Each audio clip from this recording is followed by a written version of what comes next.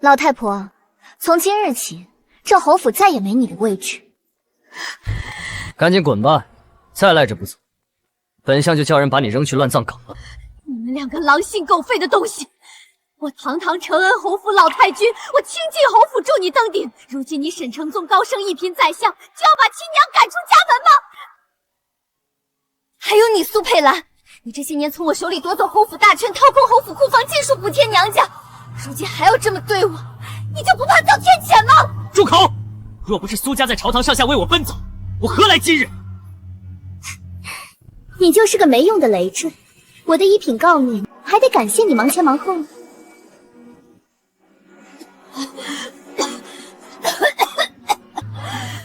白眼狼，一群狼心狗肺的白眼狼！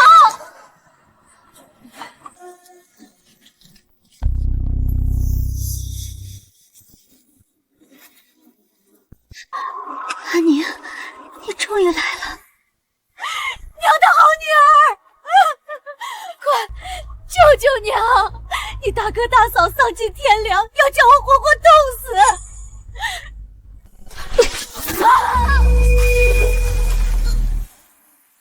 哪来的臭乞丐也拦我的路？娇娘，你怎么能这样对娘？这些年你说你在夫家过得不好，娘私底下偷偷塞了你几万两银钱，那些都是你自愿给的，我可没逼你。如今大哥可是一品宰相，你被赶出来，定是你自己犯了错。别挡着我，我还要进府赴宴呢。是娇女，你好狠的心！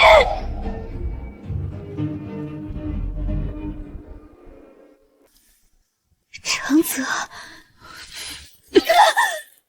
承泽，你这是做什么？这差子还能换几两银子，够我去赌坊玩2把了。沈承泽，我未从催债的人手里护你，前前后后替你还了数10万两赌债，你如今也要这般对我？娘，如今大哥高升宰相，还有苏家帮手，我肯定比他马首是瞻。你这老东西，就别在这拖累我了。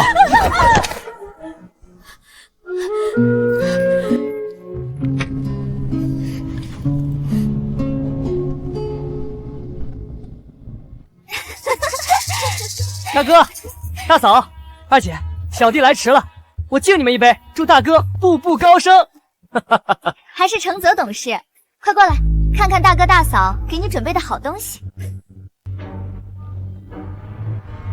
这老东西还藏了这么多宝贝，大哥大嫂，这些以后都是咱的。瞧你那点出息，往后我们跟着大哥大嫂荣华享福去。来喝酒。我疼了一辈子的儿女，竟这般待我。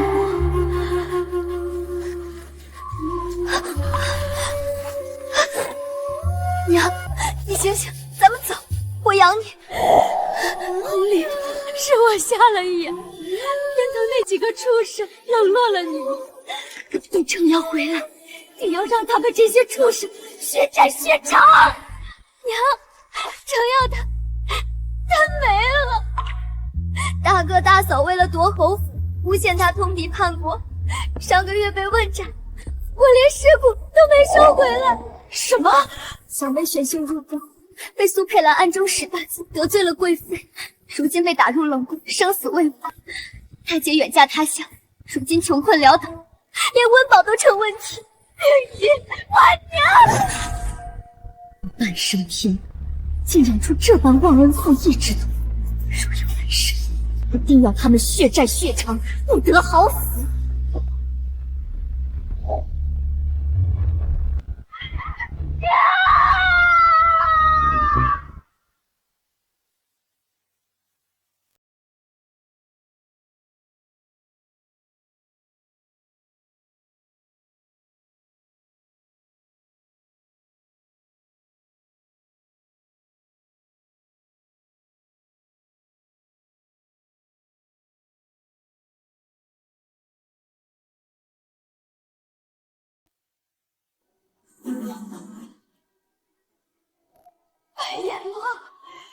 群狼心狗肺的坏人了！我的福安堂，我真的回来了，老夫人可算醒了，您免着了。自打老爷病倒后，您就没睡安稳过。如今老侯爷的头七刚过，您可得保重身子啊！老侯爷头七刚过，我回到了50岁，一切都还来得及。对了，老夫人，二奶奶天不亮就来请安，在门口等候半个多时辰了。红玲，上一世她日日规规矩矩请安，却被我忽视，受尽冷落。这一世我绝不能这么做了，快喊她进来。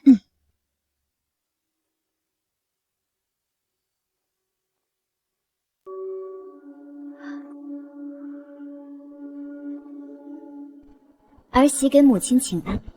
好孩子，快起来！这些年苦了你了，一家人不用这些虚礼，往后在我跟前随意些。往日里娘连正眼都不鸟我，今日怎会如此温和？都一时了，大奶奶日日迟到，仗着苏家势大，压根儿不把您的规矩放在眼里。娘，我去催催大嫂。别去，你过去定会被她刁难，娘舍不得。娘。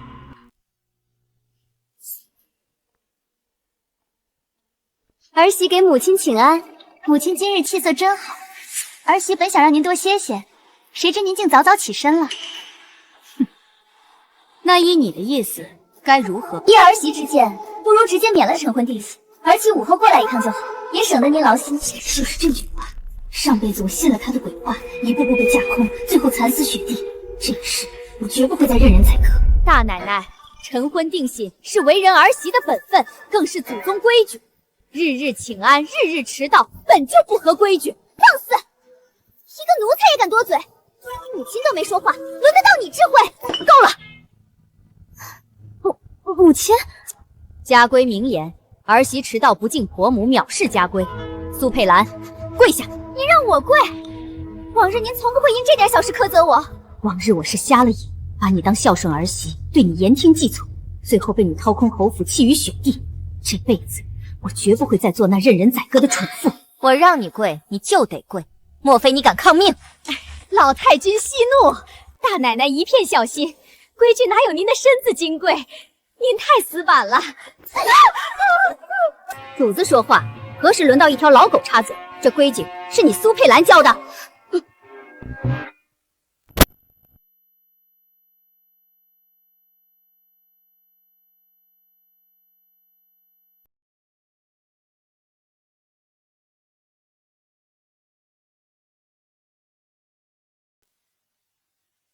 来人，把这以下犯上的恶奴拖出去，重打50板子，让府里人都看看，在我福安堂撒野是什么下场。老夫人饶命！大奶奶救我！饶命啊！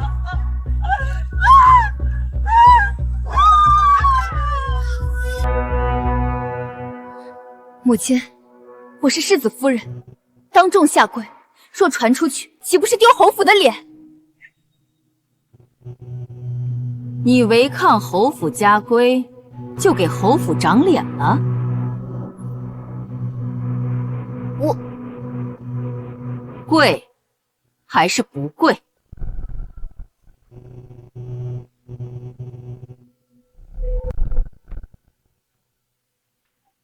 苏氏，你长家几年，府里的账目真的清楚？回母亲，比比清楚，分毫不差。是吗？上月才摆的500两上等银双炭，为何二房收到的是掺了7成烟炭？他是怎么知道的？这老太婆不是一直病着吗？母亲，您听谁挑唆？有人故意污蔑儿媳。污蔑？我撕烂你这张搬弄是非的嘴，已经是给苏家留了体面。你做的好事，我一清二楚。娘，快住手！夫君，你可要为妾身做主啊！母亲毒打崔嬷嬷，还污蔑妾身贪墨宫中银钱。娘，您何必苛责佩兰？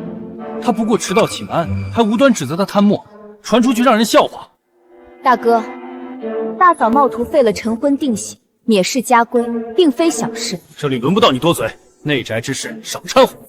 妇人，我这个侯府长家的妇人，你也不看在眼里。老侯爷刚死，你就瞧不上亲娘和弟媳，好一个狼子野心！儿子不是这个意思。李嬷嬷，去后脚院请林伯过来。是。娘，您找他做什么？他就是个老糊涂的家仆。前世林伯要揭发你，被我拒之门外，最后被你活活打死。今生我定要他当众作证。老太君，你终于明辨是非了。老奴等这一天等了太久。侯爷在世叮嘱，要守好侯府根基，防着奸人窃权。林伯，起来吧，把账本呈上来。是。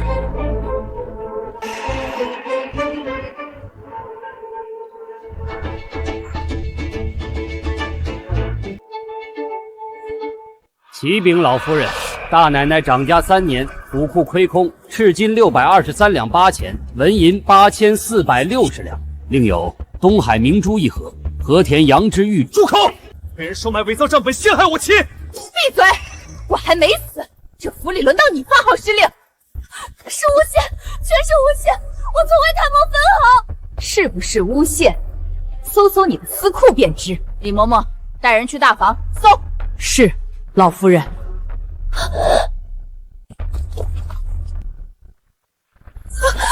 老夫人，您瞧，这是老侯爷生前最爱的摆件，竟都被大奶奶偷去私藏。母亲明鉴，我都是为了承宗的前程，求您饶我这一次。佩兰不过是操持辛劳，有些疏漏，何必较真？当着下人的面，叫我们夫妻如何自处？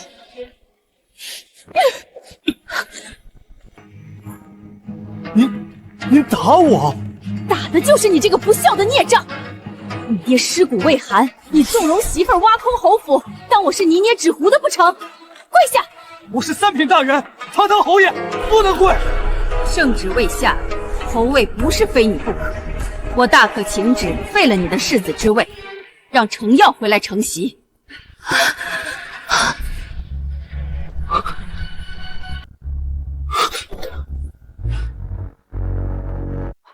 母亲明鉴，我当真毫不知情，全是他自作主张蒙蔽我。沈承宗，你忘恩负义，那些银子全是为了给你铺路钻营。住口！你这个毒妇，全都是你自作主张，还不快向母亲请罪！请罪！王尚书送的寿礼是你催的，贵妃娘娘的宣言是你要的，你是疯妇，再敢胡言乱语试试！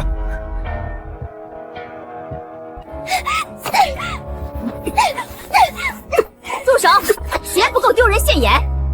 来人，去礼部替大爷告假，在家侍疾。从今往后，你俩每日来我院中跪足2个时辰，少1刻都不行。苏氏私吞宫中财物，秽乱家风，收回掌家之权，私房充公，填补亏空。母亲，你不能！我是苏家嫡女，我爹可是当成苏大学士。大学士又如？天王老子也管不了侯府的家务事。走，去华阴堂。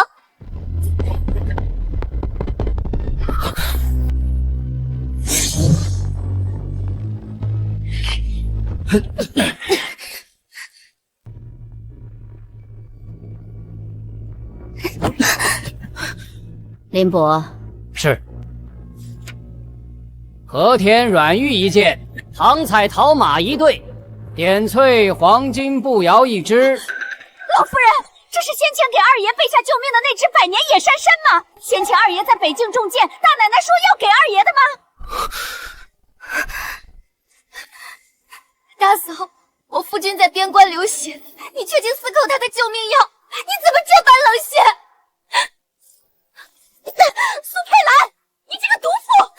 你贪污钱财也就罢了，没想到连我儿的救命药你也敢私吞，让他险些命丧黄泉。母亲，儿媳不知后果这么严重。不知，苏佩兰，就凭这一只人参，便是蓄意谋害朝廷主将，贻误军机。我扭送你去大理寺，绰绰有余。什么？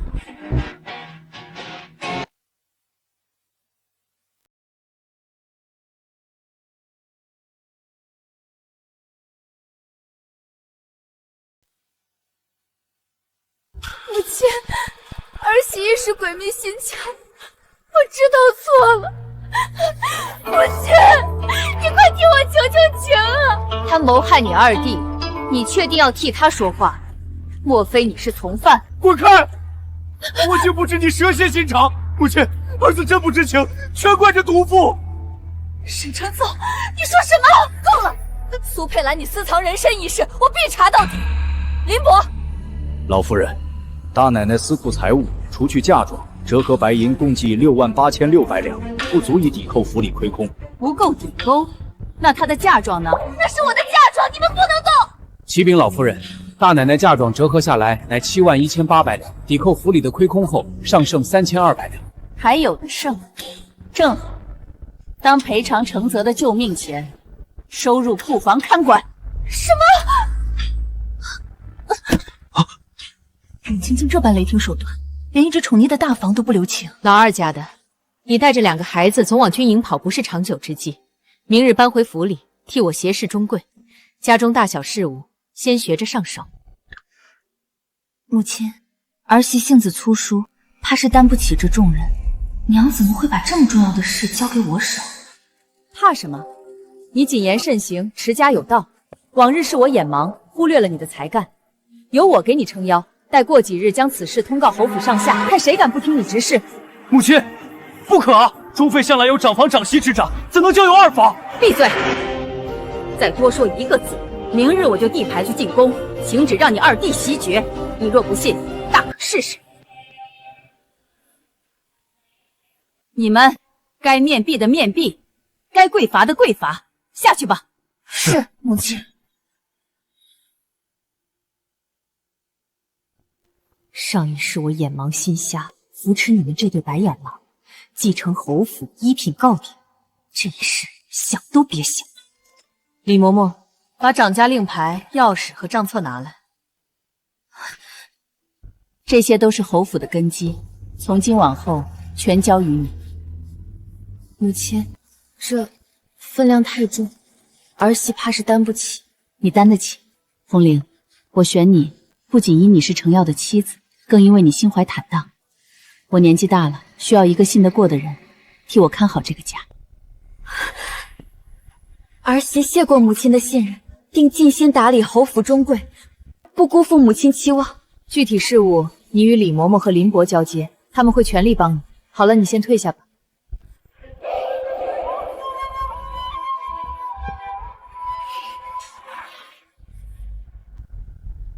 李嬷嬷、研墨，拿纸笔来。当年侯爷将婉宁下给他看好的举子，可成婚不到1年，侯爷病逝，女婿被外放到偏苦之地，婉宁此后生活过得何其凄苦。李嬷嬷，从我司库里拿1000两银票，派个稳妥的人加急送去潭州，务必亲手交到大小姐手上。老夫人，终于想起那个最温顺，也最被忽略的大小姐了。是，老夫人。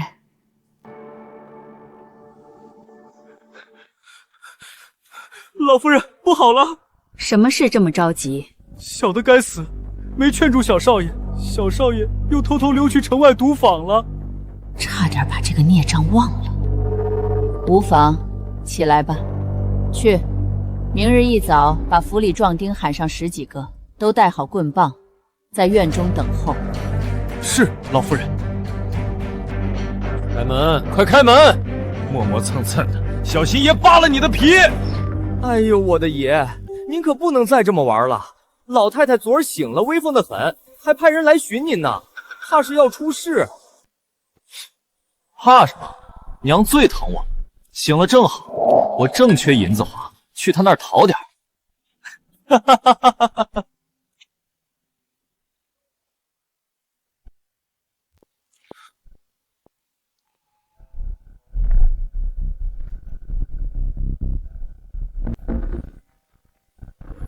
风铃，好好学着，以后这侯府管家还要靠你。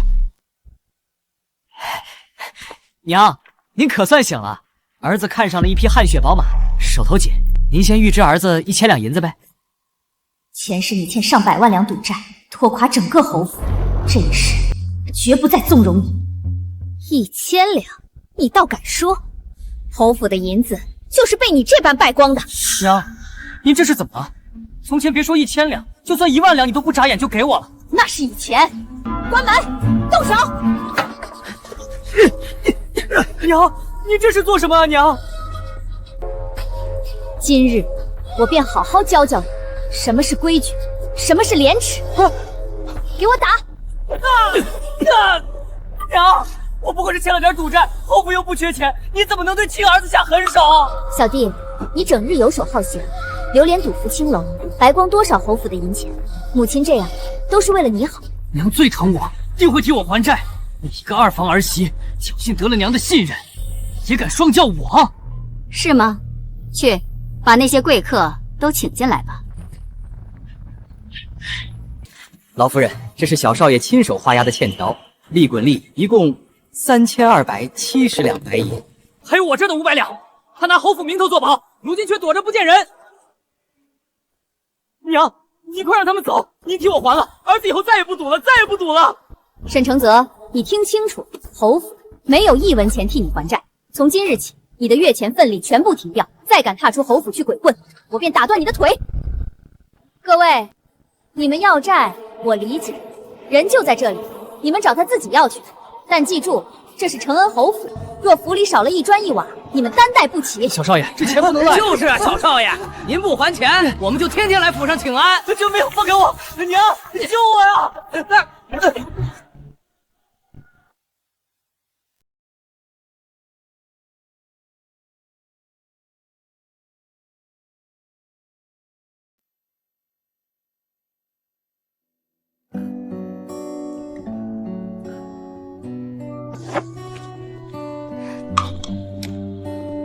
统领，你怎么来了？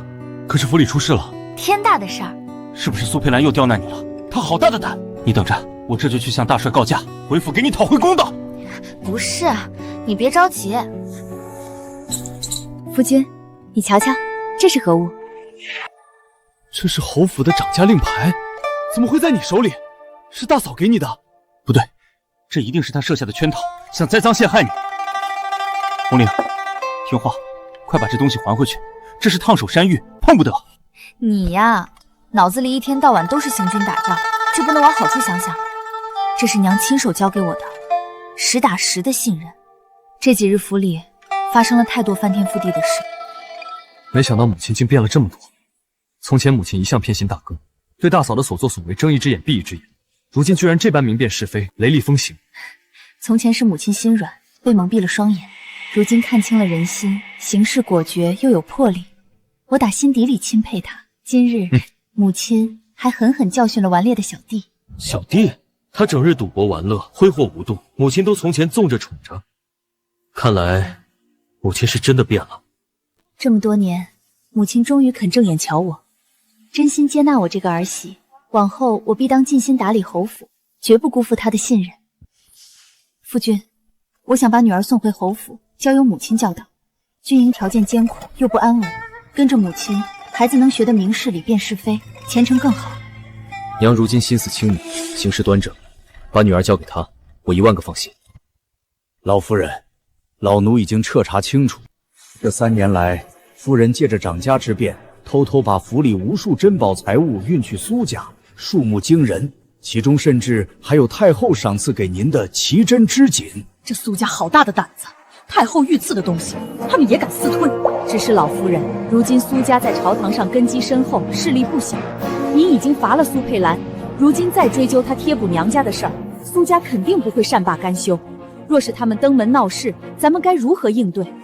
前世，苏家就是仗着势大，纵容苏佩兰掏空侯府，侯府落难时，还落井下石，赶尽杀绝。这一世，我绝不会再任他们欺压，任由他们拿捏。问罪，苏佩兰偷盗侯府财物，贴补娘家，本就理亏。苏家若敢来闹，那便是公然纵容家眷贪墨，藐视皇家赏赐。我倒要看看他们怎么向皇上、向太后交代。李嬷嬷，立刻派个稳妥可靠的人进宫禀报太后，就说苏家私吞御赐之物，藐视天威。这一次，我要让苏家彻底明白，我承恩侯府的老太君不是任人揉捏的软柿子。是，奴婢这就去办。苏家的还是名门望族。我堂堂苏家嫡女，下嫁你这侯府世子已是低就，不过是从侯府拿些东西补贴娘家，算得了什么？江静书那个老东西，竟敢当众夺我掌家权，折辱于我！你还有脸说？上万两白银，数十车的古玩绸缎，全被你偷偷运去苏家。你公然贪墨侯府财物，把我的脸都丢得一干二净。如今府里上上下下，谁不在背后看我笑话？我丢你脸面？沈承宗，你摸着良心说，你在朝堂上的步步攀升，哪一步离不了我苏家的扶持？若不是我爹在朝中为你奔走周旋，你能有今天的地位？苏佩兰，你有完没完？你今日敢动我一根手指头试试，我立刻让人回苏家传信，看你这官位还要不要了。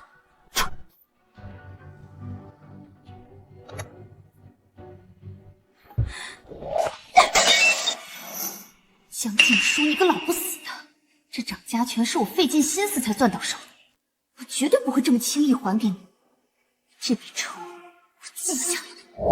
你立刻回苏府，告诉我爹，江静书那个贱人无故夺了我的掌家权，还当众折辱我，让他赶紧带人过来，好好教训那个老贱人，让他知道和我苏家作对的下场。是，奴婢这就去。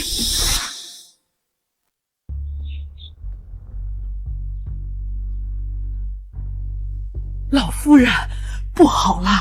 大奶奶的娘家，苏夫人真的带着人上门闹事来了。夫人，侯府重地，您不能硬闯，还需禀告老夫人。放肆！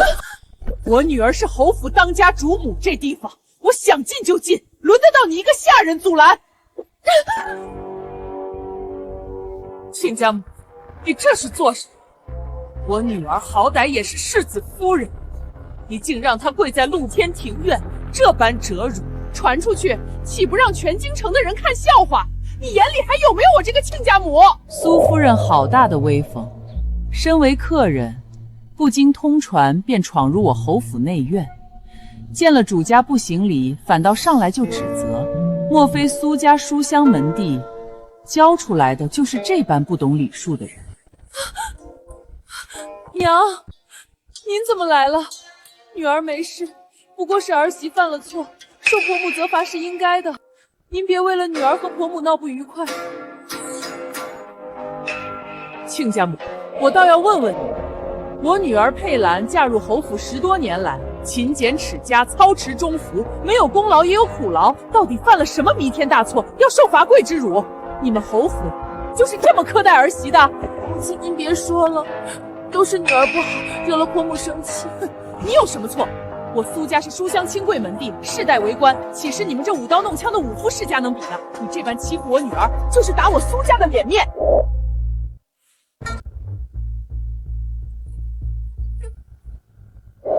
清贵门第，我看是叫你无方。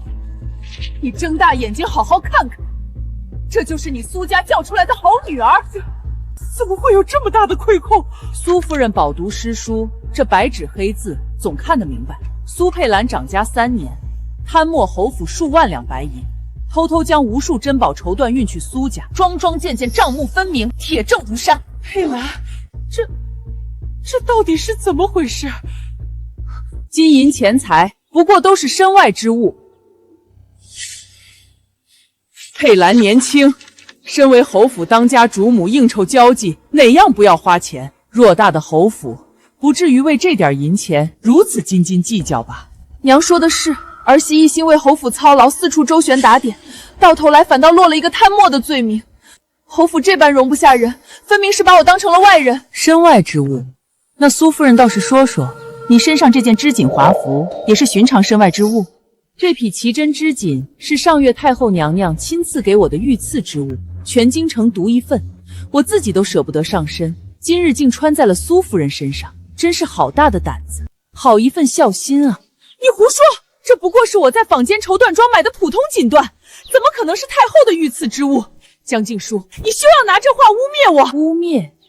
这织锦上的祥云纹是宫内上衣局独有的针法，普天之下绝无仅有。敢问苏夫人在京城哪家铺子买的？不妨说出来，也让老身开开眼界。京城绸缎庄数不胜数，我记不清是哪家了。反正就是花钱买的，绝不是什么御赐之物。记不清，苏家主母置办衣物，竟会记不清铺子名号？那掌柜姓甚名谁？花了多少银钱？又是何时买的？我即刻派人去查对。若真是此事，我亲自给你赔罪。这苏佩兰，你好大的胆子！贪污侯府银钱也就罢了，如今竟胆大包天，将太后赐给婆母的御赐之物偷偷拿去给你亲娘做衣裳。你可真是个孝女啊！婆母莫不是老糊涂了？这怎么可能是太后御赐的东西？我不过是从府里库房拿了几件普通布料，给我娘做件衣裳罢了，这算什么大罪？就是，不过是几匹布帛而已。侯府这般斤斤计较，未免太小家子气。终究是武夫世家，难登大雅之堂。几匹布帛，你胆敢再说一遍？贪污太后赏赐，已是重罪；不敬太后，那便是死罪。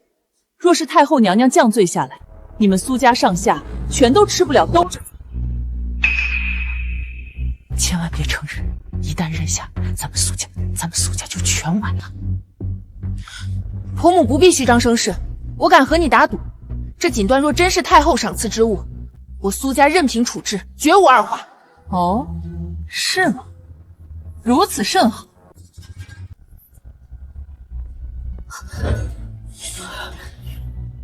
奴婢参见老太君，老太君万福金安。张姑姑客气了，劳您亲自跑一趟，老婆子实在过意不去。老夫人言重了，太后娘娘特意嘱咐奴婢前来查看御赐打点妥当与否，也顺道探望老夫人。太后娘娘还记挂着老身，实在让人心怀感念。老身在此叩谢太后龙。老夫人快请起，太后娘娘常念着您，嘱咐奴婢务必好生照料您的身子，多陪您叙叙旧。太后娘娘这般垂爱，老身感激不尽。只是老身年迈，精力不济，打理这侯府事务实在力不从心。实在亏对太后娘娘的厚爱。这御赐之物纵然珍贵无比，可到了老身手里，竟是看管不住啊！老夫人这是何意？可是府中发生了什么事，惹老夫人烦心？此事若是回宫禀告太后，娘娘必定震怒，绝不会轻饶。这位老夫人是？这位是侯府的亲家母，尚书府的苏老夫人。苏家，苏老夫人这身上的衣裳，好生眼熟。这是大胆！这明明是太后娘娘特赐给老夫人的祥云之锦，你从何得来？这是小女佩兰孝敬我的，简直胆大包天！此锦乃太后娘娘亲赐之物，你们竟敢吞噬转赠，藐视天威，目无尊上，真是活腻歪了！张姑姑饶命，老身不知这是御赐之物啊！不知道，御赐祥云纹乃皇室专属纹样。是苏大人没教过你们尊卑礼数，还是你们苏家本就目无皇权，连这点规矩都不懂？来人，把这件脏东西给我扒下来烧了，免得玷污圣物，辱了太后娘娘的名声。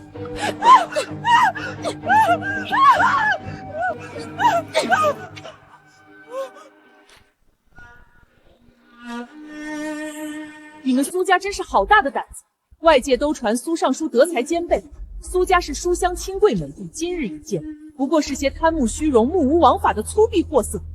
依我看，这尚书之位，不如回禀太后娘娘，换个守规矩的人来做更妥当。张姑姑，万万使不得啊！是我糊涂，是我一人的错，与苏家无关啊，与我家老爷无关啊！求姑姑高抬贵手。滚开！老太君，这等不知规矩、藐视天威的泼妇，您觉得该如何处置？张姑姑是太后身边的人，有您替侯府做主，老身自然没有任何意见，全听姑姑安排。既如此，立刻给老太宗磕头赔罪，再滚回苏家，让苏尚书备好厚礼，不日带你母女二人亲自来侯府赔罪。什么？张姑姑，我苏家好歹是名门望族，我更是堂堂尚书夫人，怎能向他磕头？名门望族，偷拿太后御赐之物的名门望族，倒是头一回见。既然苏老夫人不肯低头，那也不必多言，直接让苏大人去朝堂领罪吧。我磕，我这就磕。张姑姑，都是我糊涂，此事万万不关苏家的事儿，求您开恩，放过苏家吧。判清楚，是给老太君磕头谢罪，不是给我。老太君，是我错了，以后我定。老太君可还消气？对这个处置满意吗？张姑姑秉公处置，哪有不满意的道理？滚回苏家去吧！别忘了叮嘱苏尚书尽早来请罪。怎么不跟你那好母亲一起回苏家？难不成还想留在侯府，继续搬空家底贴补娘家？母亲，是儿媳一时糊涂，受了娘家人的撺掇，才犯下这些错事，求婆主开恩。方才你母亲说是你擅自偷出织锦孝敬她，这会儿你又言是受娘家人撺动，你们母女俩还真是同心同德，谎话连篇啊！母亲，求您看在程宗和沈家名声的份上，饶了儿媳这一回吧，儿媳再也不敢了。看在程宗的份上，苏佩兰，你搬空侯府库房，大把银钱往苏家送的时候，可曾想过程宗？可曾想过侯府的基业？儿媳真的知错了，掌家权儿媳不敢再要，往后绝不敢再染指半分。掌家权早就不在你手里，既然知错，便在这院中跪着反省。没有我的命令，谁敢服？一同受罚。张姑姑，让您见笑了。太后娘娘前些日子念叨的南阳御剑，我那儿正好还有几项成色上等的，劳烦姑姑一步帮忙长长眼。老夫人客气了，请。江静书，你给我等着！今日之辱，你苏佩兰记下，这侯府的大权，我迟早会夺回来。你今日加居在我身上，我必定千倍百倍奉还。老不死的，竟然让我在下人面前跪足3个时辰，这双腿若是废了，我定要将你碎尸万段。还有萧红玲，必定是他在背后搬弄是非、挑拨离间，这笔账我一起算。银珠，你这吃里扒外的贱蹄子，若不是你办事不力，坏了我的大事，我怎会落得这般下场？今日我非扒了你的皮不可，还不快滚过来扶我！贱婢，连你也敢不把我的话当回事？给我起来！死人了！快来人啊！死人了！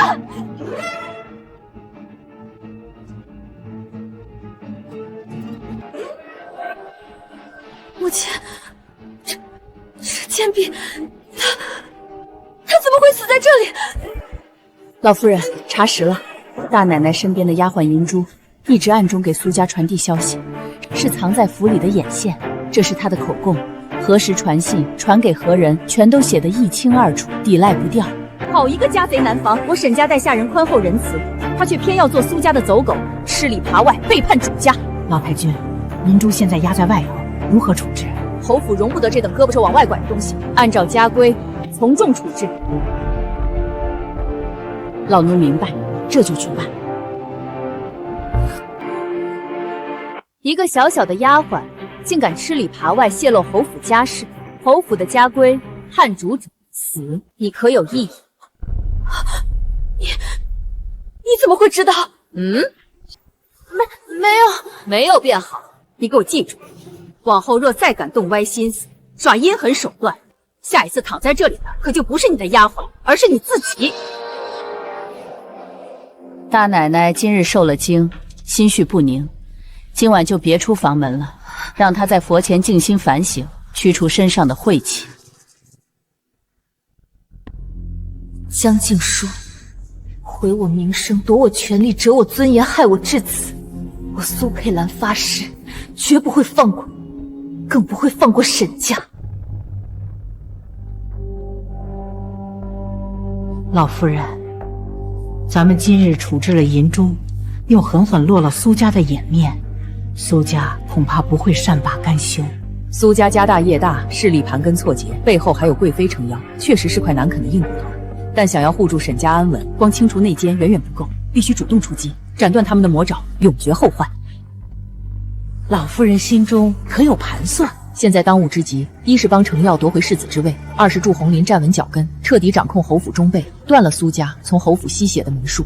老夫人说的极是，这2件事是重中之重。除此之外，还有我那2个女儿，婉宁和令仪也该动起来了。此前送去给婉宁的信中，谎称有要事相商，催她全家速速回京。眼下还需打通宫中的关系，借力不举。去，将这封信送给大小姐。老奴明白。另外，给我准备一套入宫的行头。明日一早，我要入宫一趟，去见令仪。入宫，朝中势力盘根错节，苏家背靠贵妃，这步棋我非走不可。令仪身处深宫，我得给他提个醒，站稳脚跟，也为沈家谋一条安稳后路。老太君思虑周全，是奴婢愚钝，奴婢这就去准备，保证万无一失。沈承宗、沈娇宁、沈承泽，前世你们背叛沈家，害我那些忠孝的儿女凄惨度日，这一世你们的好日子到头了。至于我的忠孝儿女们，母亲定会护你们周全，给你们一个锦绣前程，一世安稳。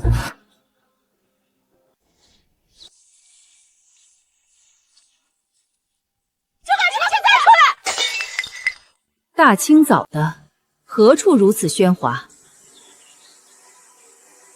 回老夫人，听声响像是后院厨房廊下那边传来的。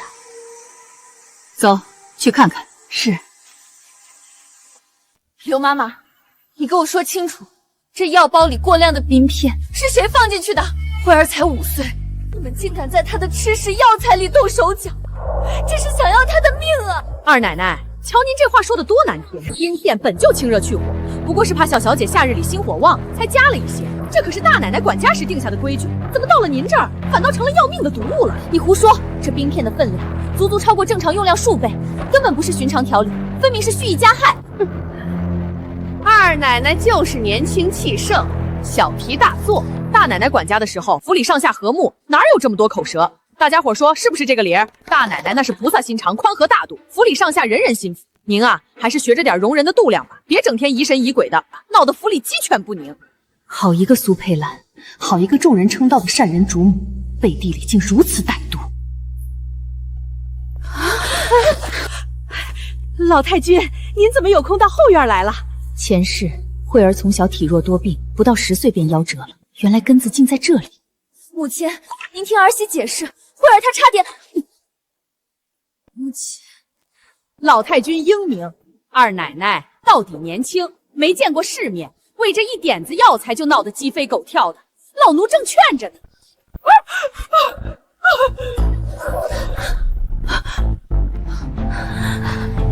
老太君，您这是为何？老奴到底做错了什么？我沈家的主子，轮不到你一个奴才来指点对错，更容不得你放肆欺辱。至于你口中的那位善人主母，她就是这般教你谋害侯府子嗣、残害幼主的吗？老太君，老奴就是信口胡诌，当不得真。老奴在这侯府兢兢业业伺候了半辈子，没有功劳也有苦劳。您怎么能为了这点药材的小事儿就动手打老奴？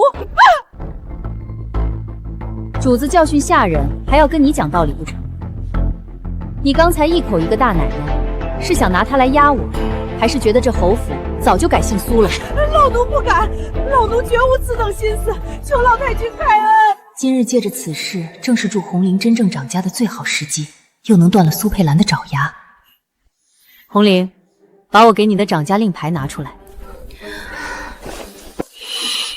你且抬头看看，是不是老眼昏花，连侯府的掌家令牌都不认得了？这是侯府的掌家令牌，认得便好。所有人都给我听清楚了，从今日起，侯府的掌家之权正式交由二奶奶执掌，往后侯府上下里外开支、人事任免、奖惩处罚，全凭二奶奶一人做主。如有违抗命令、阳奉阴违、忤逆不敬者，一律家法伺候。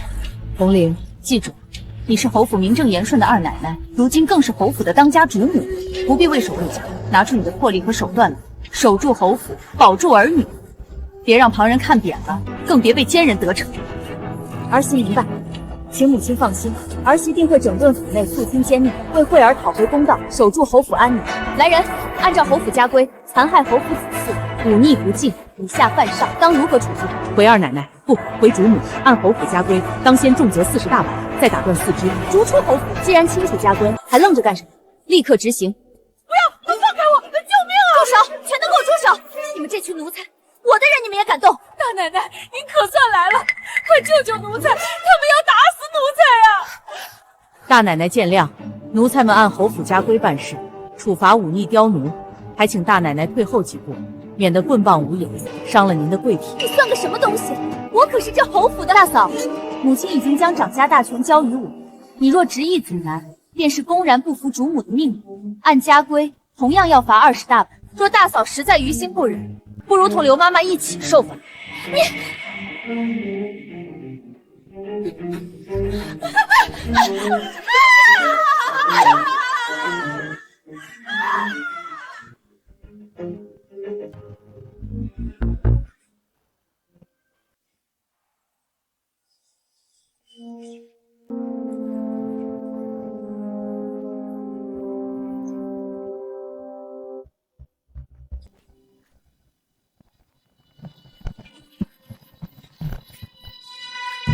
老太君，您走后，二奶奶便在那廊下当着全府下人的面，按家规赏了刘妈妈40大板。不仅如此，二奶奶还派人彻查了刘妈妈这些年的账目，把她私吞宫中财物、克扣下人月钱、勾结外党的安杂事儿查得一清二楚，并且当众放话，往后再有敢偷懒耍滑、忤逆主子、背主求荣的，下场只会比刘妈妈更惨。杀鸡儆猴，以正家风。他从前软弱心软，今日总算是磨出主母的魄力和手段。以后侯府的掌家大权才算真正落在他手里。慧儿如何了？老太君放心，府中的大夫已经给慧儿小姐诊过脉了，开了调理的方子，孩子受了点惊吓，身体并无大碍。不必耽搁，直接入宫。是。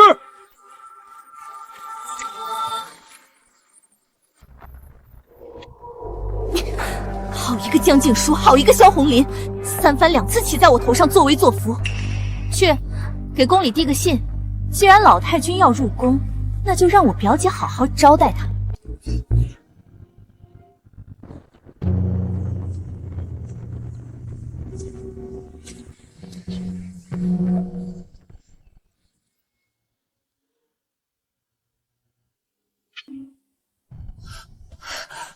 母亲，您怎么来了？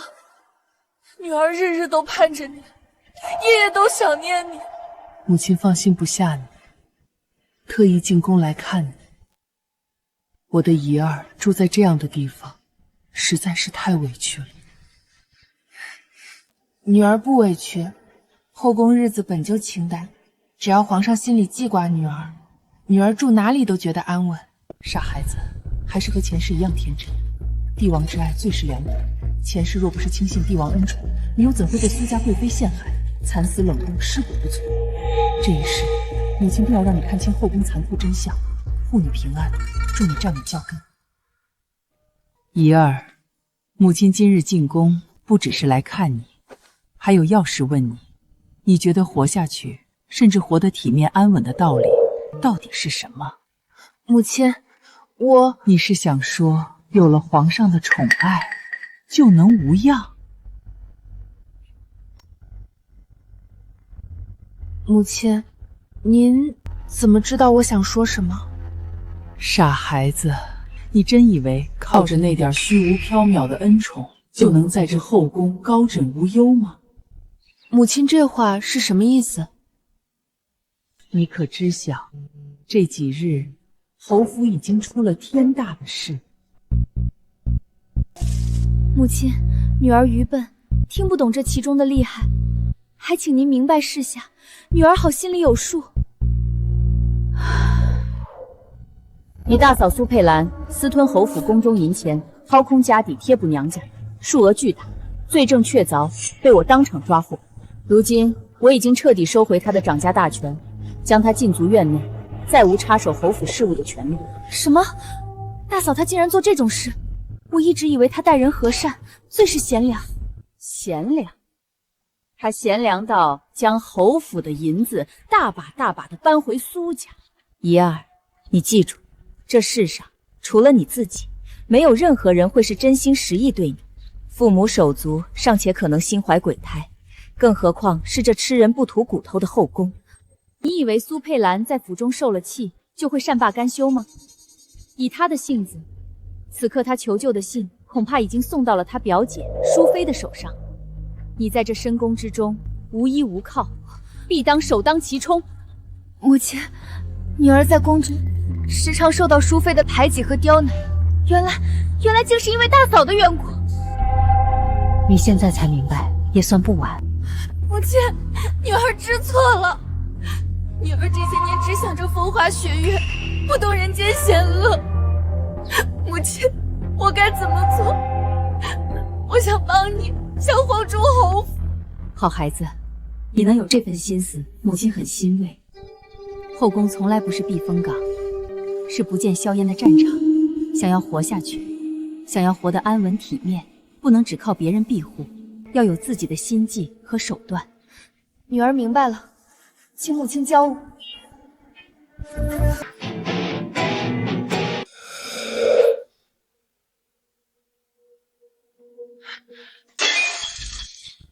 简直放肆！一群卑贱之辈，竟敢骑到苏家头上来！娘娘息怒，小心动了胎气。息怒？本宫如何息怒？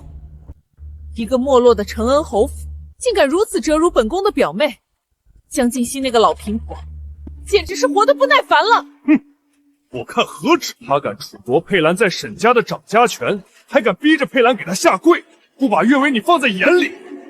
叔父放心，佩兰受的委屈，本宫会加倍讨还。娘娘此言，可是已经想好计策？再过2日便是太后寿宴，届时我便当众宣布有孕的喜讯，皇上和太后定会龙心大喜。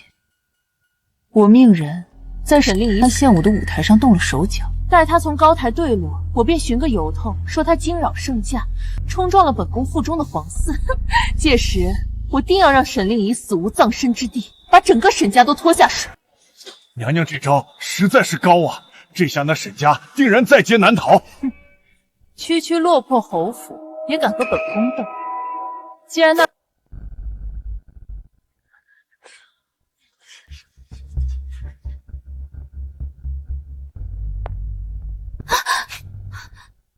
哎呦，我当是谁没眼力劲儿挡了去路，原来是沈贵人。翠儿，不得无礼。沈妹妹出身武将世家，平日里在侯府里也惯了，不懂宫里的规矩礼秀，也是情理之中的事。淑妃娘娘此言差矣。我们承恩侯府虽是武将起家，但家风清正，深谙大义。若无武将镇守边疆，浴血奋战，何来这京城的太平盛世，歌舞升名？沈家儿郎为国尽忠，守家国天下，行大仁大义。这等忠烈门风，自然和那些只会钻营算计、拘于小节而无大义的门户不同。前世淑妃便是在这寿宴门口用这番话激怒了令仪。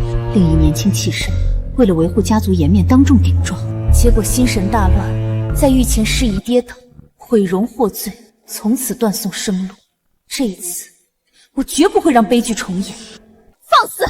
江静书，你这是在讽刺我们苏家是小门小户，门风不正吗？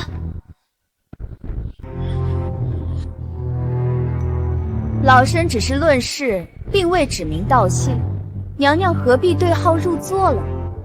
莫非娘娘心里也这么觉得？你这个老刁婆！娘娘息怒，这老太婆口舌厉害，别跟她逞一时之快，别误咱们的大计。好戏还在后头呢，等沈灵溪那个贱人登台出丑，他们就笑不出来。也是，本宫身份尊贵，不与将死之人计较。别怕，记住娘教你的，无论发生什么，都要沉住气。是，母亲，女儿记住了。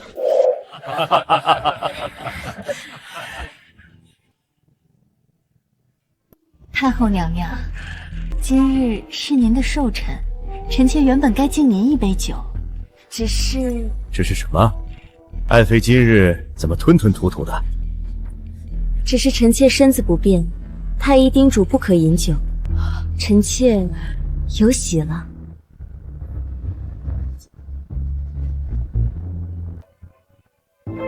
什么？爱妃有喜了？天大的喜事，真是双喜临门啊！臣妾以茶代酒，祝太后娘娘福寿安康。好，重重有赏。淑妃宫里的份例全按最高标准来。爱妃，怎么了？快传太医！皇上，臣妾没事，只是心中郁结，动了胎气。你怀着龙嗣，谁敢让你受委屈，心里郁结？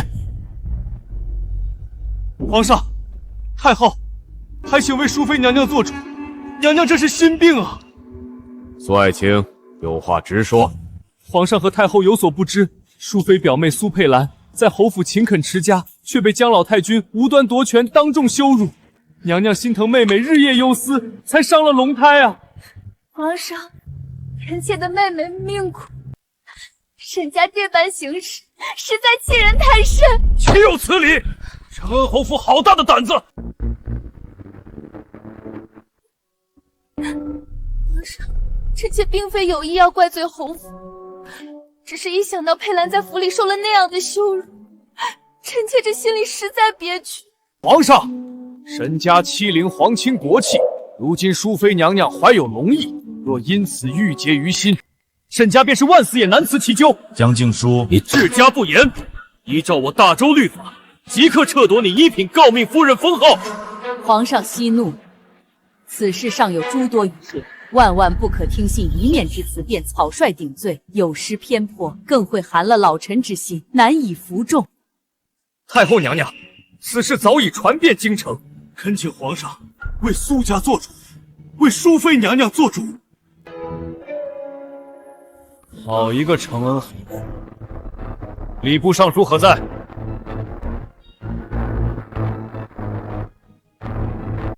江静书，治家不严，司法儿媳，荒唐至极！礼部尚书即刻拟旨，剥夺一品诰命夫人封号。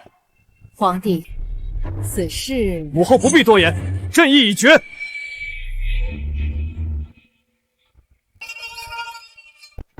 皇上，母亲素来贤德，掌管多年，从未有事搬出，惩罚大嫂定是有隐情，求皇上明察。妹妹这话是何意？难道是本宫在污蔑侯府？佩兰受的委屈，难道都是她编造的？沈贵人，你母亲私德有亏，你若执迷不悟，助纣为虐，别怪朕不念及往日情分，连你一同处置。她竟如此绝情，母亲说的对，什么青梅竹马，在她眼里，我与旁人毫无分别。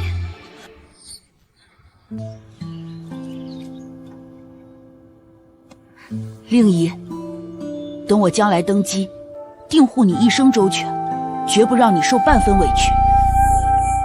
皇上息怒，苏家一口咬定老身苛待儿媳，却拿不出半分实证，这般急于治罪，莫不是苏大人与淑妃娘娘合谋，蓄意污蔑侯府？你血口喷人！这都是我妹妹亲口哭诉，岂会有假？她膝盖之间还有被罚长跪的伤痕，皇上可派太医去查验。好，若老身真无故私罚儿媳，莫说褫夺诰命，就算皇下令抄没承恩侯府，老身也绝无怨言。但若老身能证明苏大学士与淑妃娘娘所言全是诬陷，皇上，您可会秉公办理，为侯府做主？姜老夫人，这话是什么意思？淑妃娘娘口中那个受尽委屈的苏佩兰，掌管侯府中弼3年，表面贤淑，背地里贪污侯府巨额银两，全数补贴给了苏家。皇上明察，佩兰自幼贤良，绝不可能会做出贪墨夫家财产的卑劣之事。苏大人倒是会说嘴，他若真的清白无私，被惩戒后为何不反思过错，反倒心生怨恨，跑到宫里恶人先告状？你一派胡言！江静书，少血口喷人！你说贪墨银两，证据何在？仅凭你一面之词，岂能定罪？姜老夫人口说无凭，拿不出铁证，便是欺君罔上，污蔑朝廷命官和后宫，罪责难逃。老身敢在皇上面前直言，自然有备而来。老身早料到苏家会借机倒打一耙，今日特意带来了实证。这是苏佩兰命人暗中送往宫中，向淑妃娘娘告状求助的亲笔信，字字都是她亲手所写。什么？请皇上过目。你可知背叛侯府是死罪？更不用说你此番行径是意图谋害宫中贵人。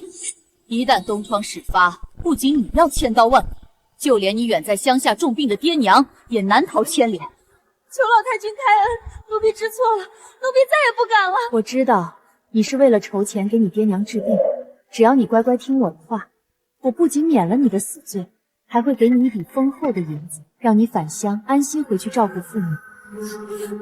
谢谢老太君，奴婢愿为老太君做牛做马。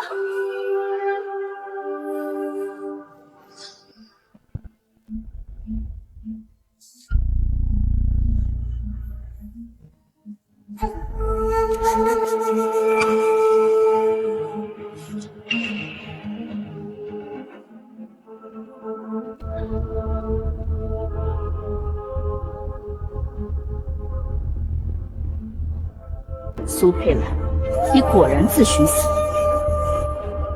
是。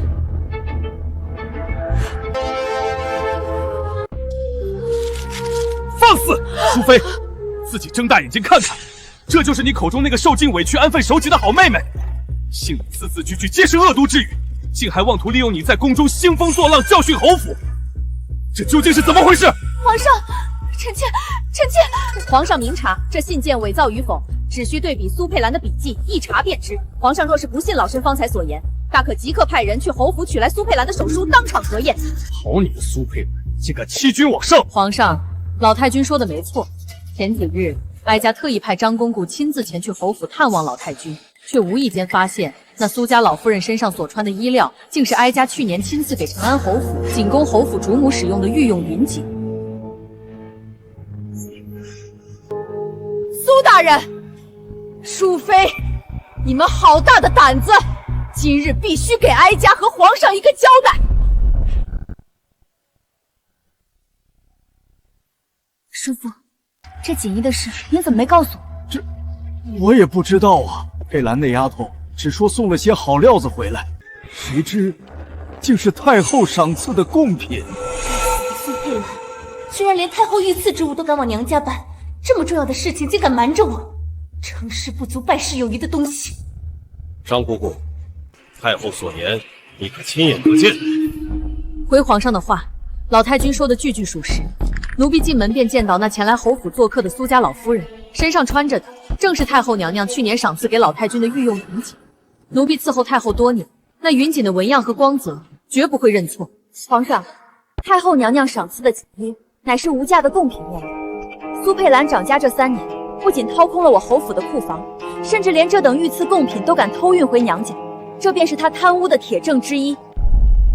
淑妃，事到如今，你可还有话说？太后娘娘明鉴，臣妾冤枉了。臣妾长居深宫，哪里知道妹妹在府外的这些糊涂事？臣妾方才替她说话，也只是心疼自家表妹罢了，绝无包庇之意啊。皇上，太后娘娘息怒啊！淑妃娘娘现在怀有龙翳，本就情绪多变，心疼妹妹也是人之常情。皇上若是再严加责罚，老臣只怕会伤及龙胎呀。罢了，今日是哀家的生辰寿宴，大殿之上哭哭啼啼的，成何体统？不宜再起纷扰。闹剧就到此为止吧。今日是太后娘娘的生辰，别因为这些家长连短的琐事扰了太后娘娘的兴致。苏伯言，淑妃，都各回座位吧。皇上，可是苏家他们分明……老身多谢皇上，太后娘娘为侯府做主。记住我教你的，凡事要稳。今日能撕开苏家的伪善面具，你是出战告捷，不可急于求成，免得逼急了他们反咬一口。母亲，女儿明白了。接下来由沈贵人为太后娘娘献舞贺寿。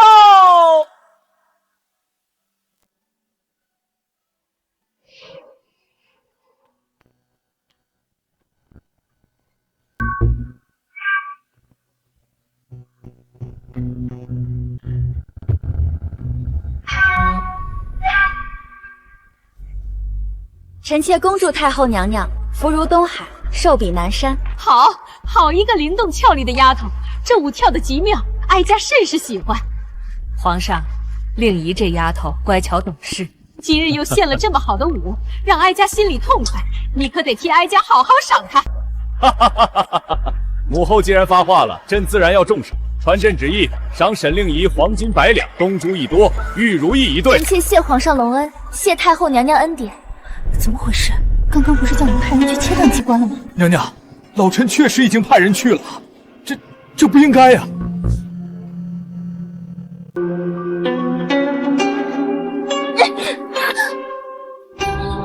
苏大人急得满头大汗，东张西望的，可是在找他。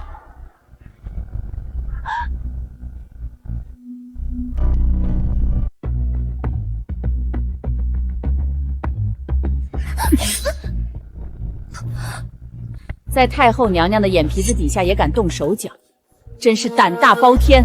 皇上，太后娘娘，老奴在后台发现这宫女鬼鬼祟祟，竟企图割断支撑彩绸机关的绳索。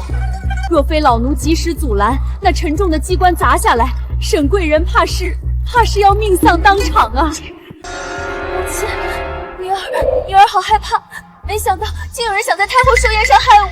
令仪别怕，有母亲在，有皇上和太后在，定会为你做主。放肆！简直是胆大包天！是谁这么大的胆子，敢在太后的寿宴上谋害贵人？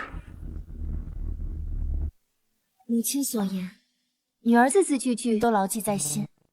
既然淑妃看咱们承恩侯府不对付，那太后寿宴上，女儿献舞，风头正盛，她怕是会趁机发难。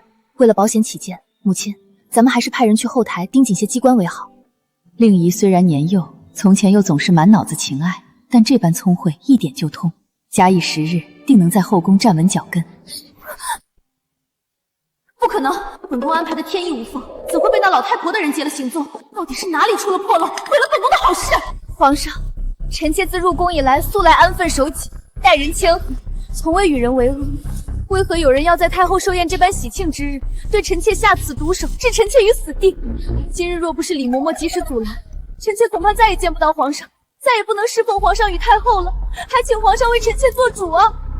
皇上，太后娘娘，今日乃是太后娘娘的千秋圣寿，是举国同庆、福泽绵长的好日子。在此等吉庆之时，竟有人暗藏祸心，意图伤人，摆明了就是不把太后娘娘放在眼里，不把皇室威严放在心上啊！反了，真是反了！光天化日之下，竟敢在哀家的寿宴上作祟，给哀家查，彻查到底，绝不姑息！说，是谁指使你这么做的？如实招来，或许还能留你一条全尸。皇上问你话呢，还不快说！到底是谁指派你谋害沈贵人？你既已被抓，想必也清楚自己已是插翅难飞。痛快招供，不仅能留条小命，还能保住你在宫外的家人。若是死咬着不松口，不仅你自身难保，你的家人也会因你株连。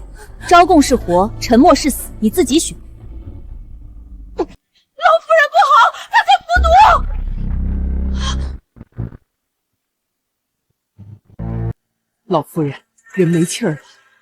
这宫女竟将剧毒藏在舌底，见事情败露，便服毒自尽。下手可真够快的，死无对证。这宫里的手段，老身今日算是见识。死人才最保险。江静书，你想拉本宫下水，做梦！皇上，老奴认得这宫女，她是淑妃娘娘长乐宫里负责洒扫的。若非有人指使，一个小小宫女怎敢在太后寿宴上谋害贵人？依老奴看，淑妃娘娘嫌疑最大。皇上，臣妾冤枉啊！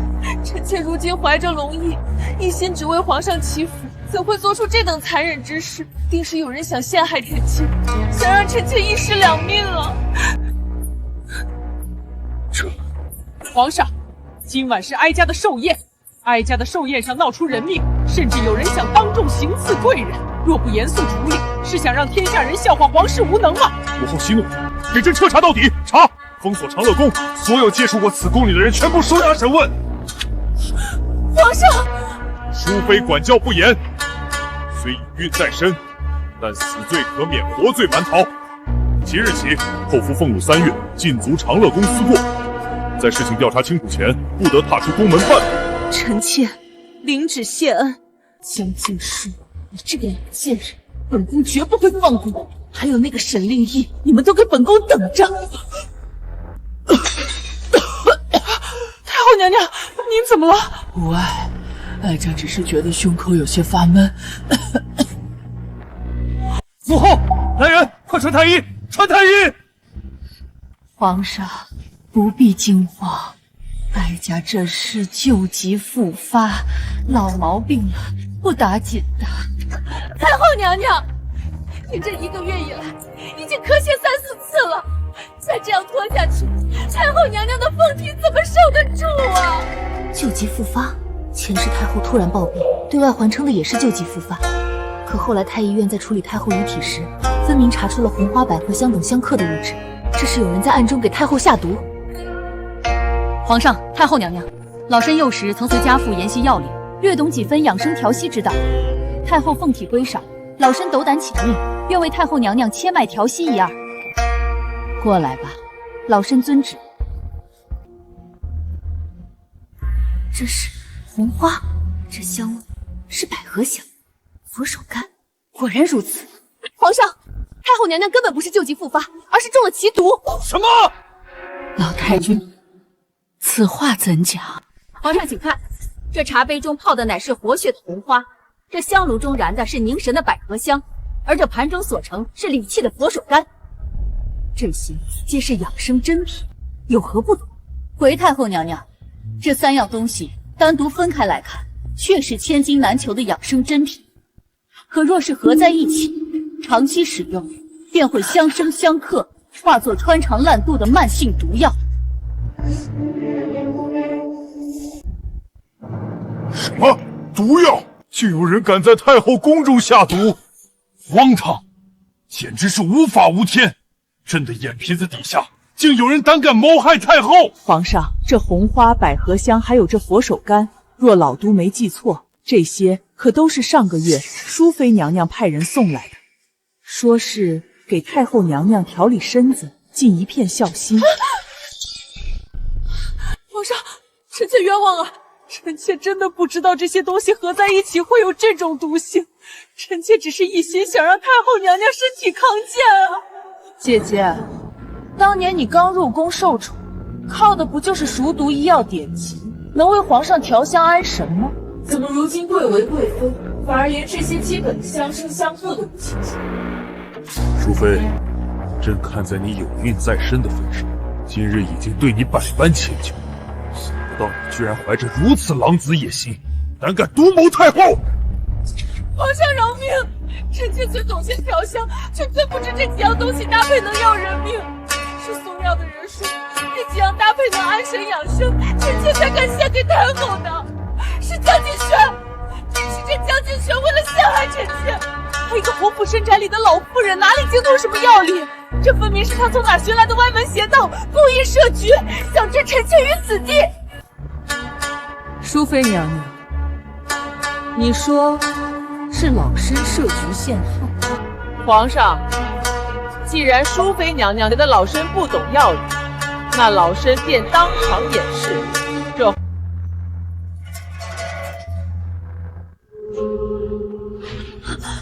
皇上、太后，这杯中之物便是淑妃娘娘送来的孝心。皇上若是不信，大可召太医进殿一验便知。这不可能！宣太医，朕倒要看看太医院里还有多少朕不知道的猫腻。启禀皇上、太后，这几位便是负责往太后宫中送药的太医。说，这红花与佛手膏的药系冲撞，你们身为太医，当真不知，还是有人指使你们合谋弑君？不说，好，来人，将这几人通通拖出去，满门抄斩！皇上饶命，是淑妃娘娘。3个月前，淑妃娘娘派媳妇找到臣等，强令臣等将这批药送往慈明宫。娘娘还威胁臣等，若敢透露半句药性冲突，便要让臣等的家人死无葬身之地啊！你胡说！你这贱奴竟敢诬陷本宫！淑妃娘娘，如今人证俱在，你操控太医院，谋害太后，构陷我承恩侯府，桩桩件件证据确凿，你还想狡辩到什么时候？淑妃，哀家往日里待你不薄，甚至把你当亲生女儿疼爱，你竟如此歹毒，想要哀家的命！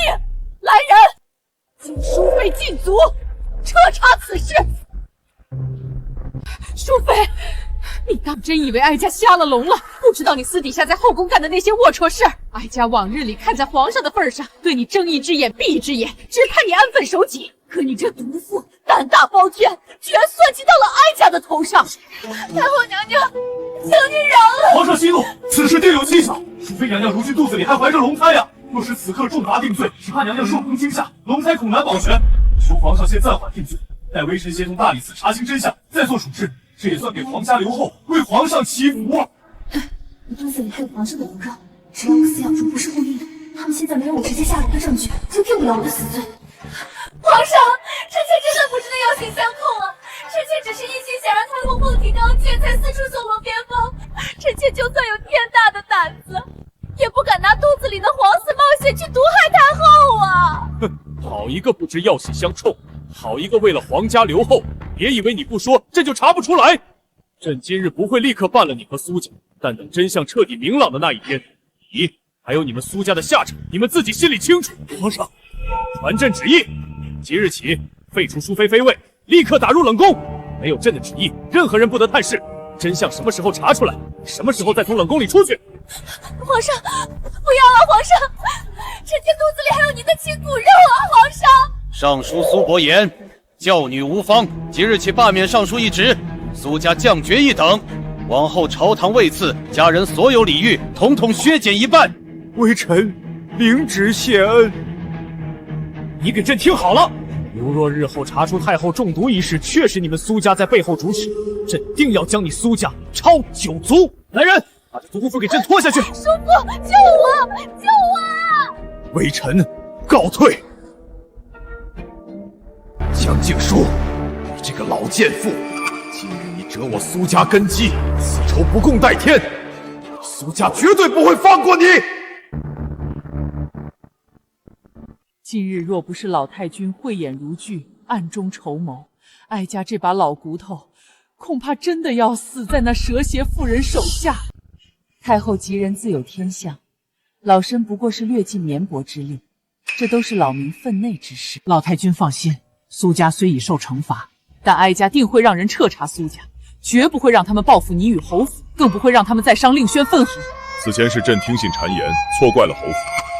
今日之事，老太君力挽狂澜，护驾有功，理应受重赏。老身谢皇上恩典，谢太后恩典。令衣，好孩子，你过来。皇上，你看，今日哀家寿宴，沈贵人为了讨哀家欢心，可是尽心尽力。承恩侯府家风凉凉，教出的女儿更是聪慧体贴，识大体，明大义。哀家瞧着，后宫之中正是需要这样的人才。母后说的极是，沈贵人温婉淑德，侍奉母后有功。传朕旨意，即日起晋封沈贵人为妃，赐居锦华宫。另赏承安侯府黄金千两，锦缎100。令衣，今日殿上这一出大戏，母亲是特意让你看的。母亲告诉你，在这吃人的后宫里，若是心存侥幸与退让，便只有死路一条。你既然进来，要争，就一定要争赢。女儿明白了。今日你升了妃位，风头正盛，但也成了别人的眼中钉。苏家元气大伤，但还未死绝。他们一旦缓过气来，第一个要撕碎的就是你和我。母亲放心，女儿以前糊涂，总以为与人为善便能保全自身，险些酿成大错。从今往后，女儿定会步步营谋，绝不心慈手软。女儿会保护好自己，更会在后宫站稳脚跟，为侯府争得最大的利益，绝不辜负母亲的筹谋。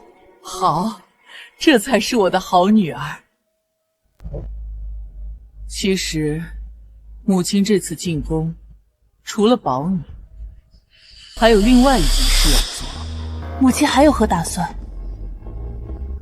我打算罢黜你大哥沈承宗的世子之位，将这世子之位传给你二哥沈。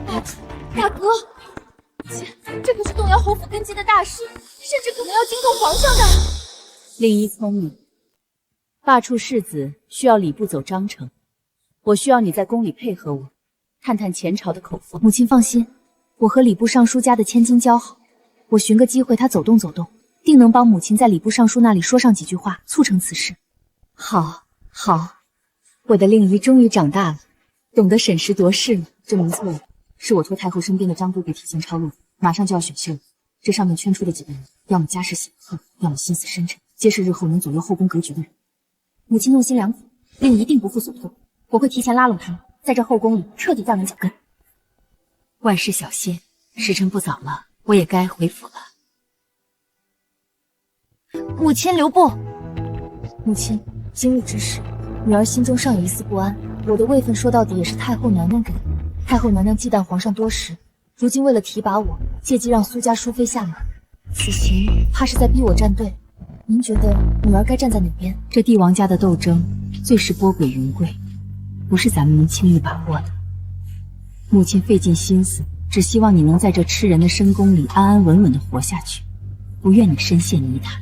母亲，您辛辛苦苦养育了我们多年，为了侯府操碎了心。如今令仪已经长大，也想为您尽一份力，成为侯府的倚仗。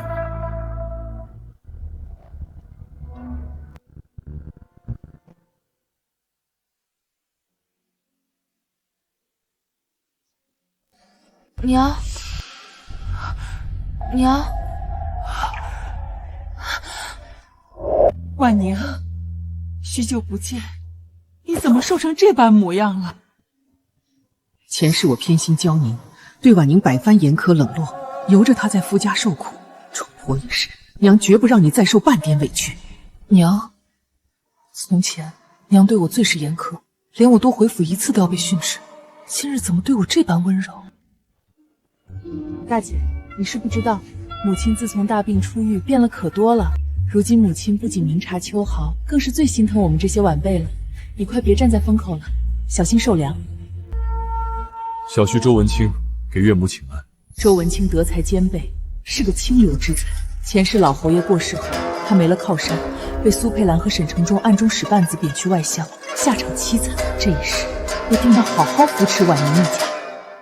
文清啊，一路舟车劳顿，辛苦你了。岳母言重了，陪婉宁回门是小婿应尽之责。好孩子，过去是娘眼拙，疏忽了你。从今往后，你们就留在京城，别再回那偏远的任上了，别离开母亲了，好吗？娘，这怎么使得？文清的官职有我在，谁敢动文清的前程？文清的才干我看在眼里，留在京城，我承恩侯府自会听力为他铺路。我要让全京城的人都知道，我江静书的大女婿绝非池中。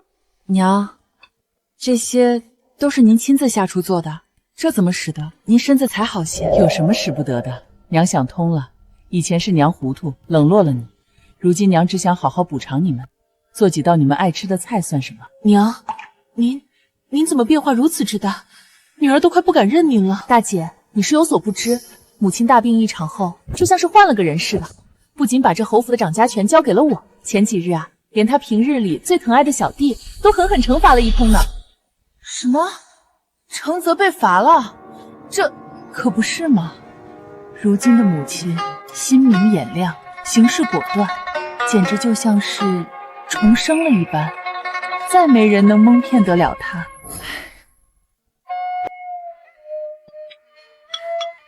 快别说那些了，来，婉宁、红林，都尝尝这馄饨，刚出锅的，趁热吃。娘，您还记得小时候我不懂事，犯了错被父亲责罚，饿着肚子关在柴房里，您就会偷偷做了一碗馄饨端来喂我。我已经好多年没有吃过娘做的馄饨了。好孩子，是娘不好，以后你想吃，娘天天给你做。老太君，二小姐的车马到府门了。哼，她倒还知道回来。娇宁回来了，娘，要不要去迎迎？迎她？她好大的排场，让她自己滚进来！都躲开，没长眼睛的东西，弄脏了本小姐的裙子！二妹回来了，这一路舟车劳顿。娇宁，快过来坐下歇歇。娘，女儿在公公府的日子简直没法过了，你可要为女儿做主啊！娘，你是不知道，我在婆家备受欺负，婆母处处瞧不起我，变着法儿的给我立规矩啊，女儿的心都要碎了呀！上辈子就是听信了你这些鬼话，一次又一次掏空侯府的库藏给你拿钱贴补，可换来的却是你的厌弃。这辈子，你别想从我这里再拿走1分钱。那又怎么了？当初可是你自己死乞白赖，1哭2闹3上吊，非要嫁给安国公府世子。如今受了委屈，你又来侯府哭丧给谁看？娘，您这是怎么了？往日里您不是最疼爱我的吗？我可是您的亲骨肉啊！娘，您不知道我在国公府当真是寸步难行，处处都需要银子打点。上个月婆母过寿，我备的寿礼比几个妯娌差了1大截，当众被他们好一顿嘲笑。还有世子养在外面的那个贱人，居然还要我拿银子去打发。娘，您快给我5000两银子，少1分我在国公府都过不下去啊！娘，我就知道您最疼我了。您今天若是不给我这5000两银子，我就一头撞死在您面前。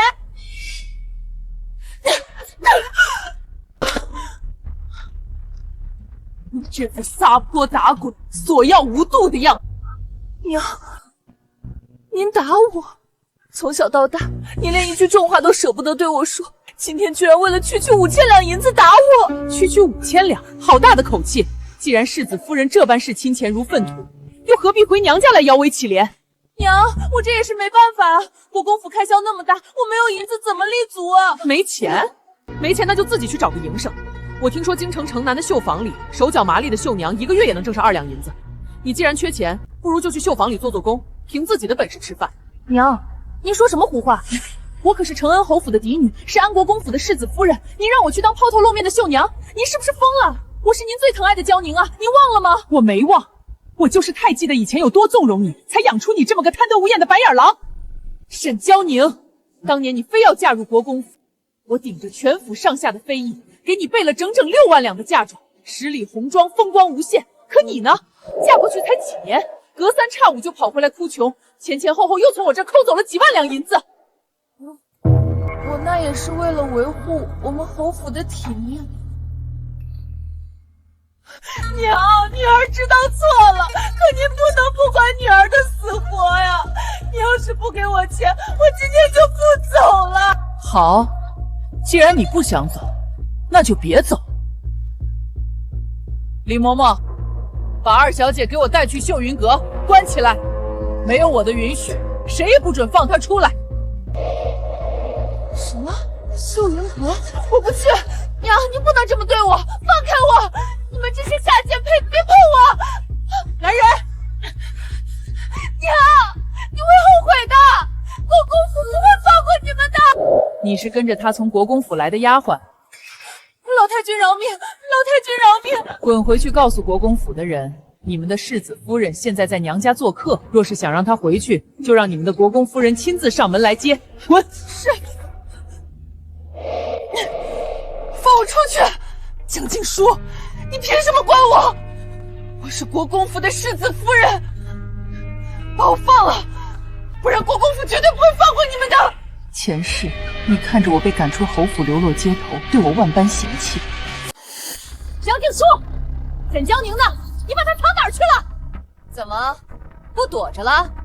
江静书，别以为你现在有太后撑腰就能目中无人，你压下我安国公府的世子夫人，这是要公然羞辱国公府吗？既然安国公夫人这般牵挂，李嬷嬷去后院请2小姐过来。是。哼，你们承恩侯府真是越来越没规矩了，连个像样的座位都摆不正，这就是你们的待客之道。国公夫人，有什么话可以坐下来好好说，何必迁怒于一件死物？你算个什么东西，也配跟我说话？国公夫人，请你自重，这是我侯府，不是你撒野的地方。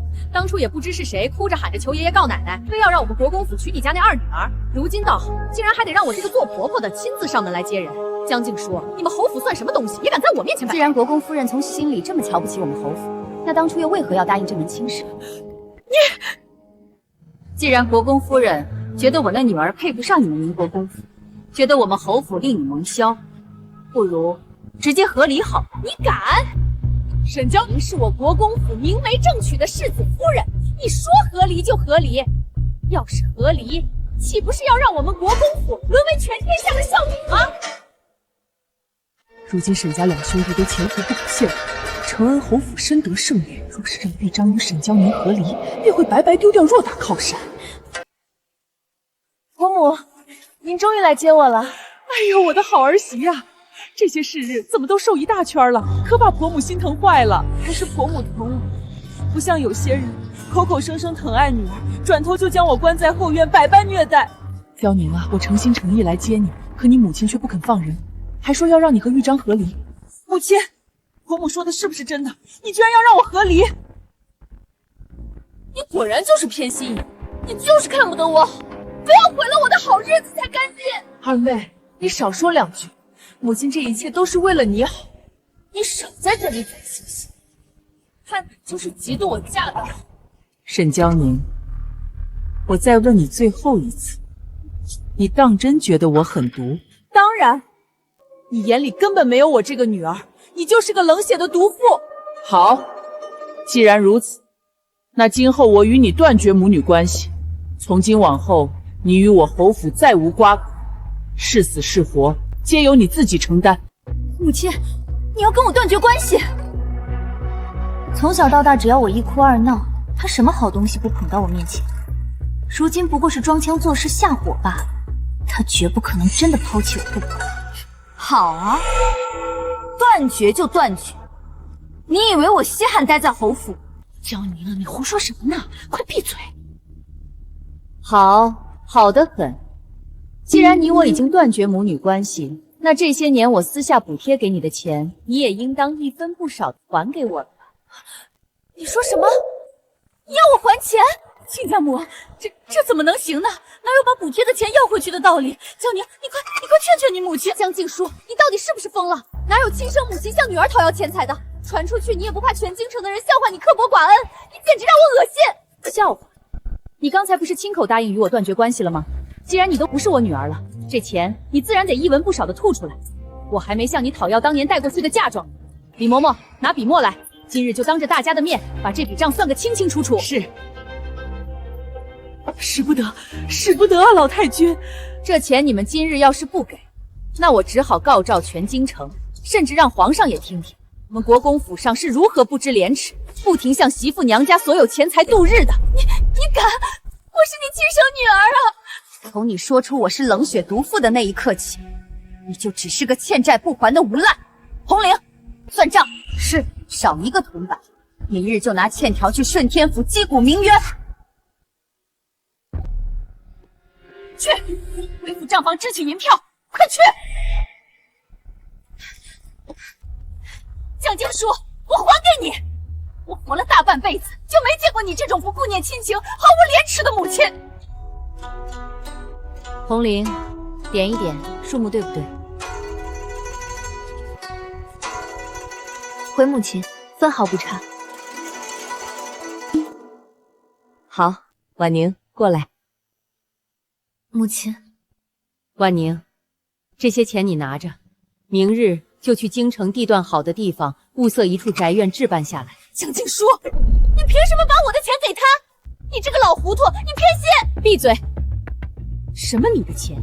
那是侯府的钱。你刚才不是亲口承认与我断绝母女关系了吗？既然不是我侯府的人，侯府的钱我想怎么处置，轮得到你来指手画脚？你无情无义！你要是再敢在我侯府撒泼跳脚，我立刻让李嬷嬷带人去国公府，把你当年带走的银钱、铺子、田产，连本带利全都给我抬回来。来人，送客！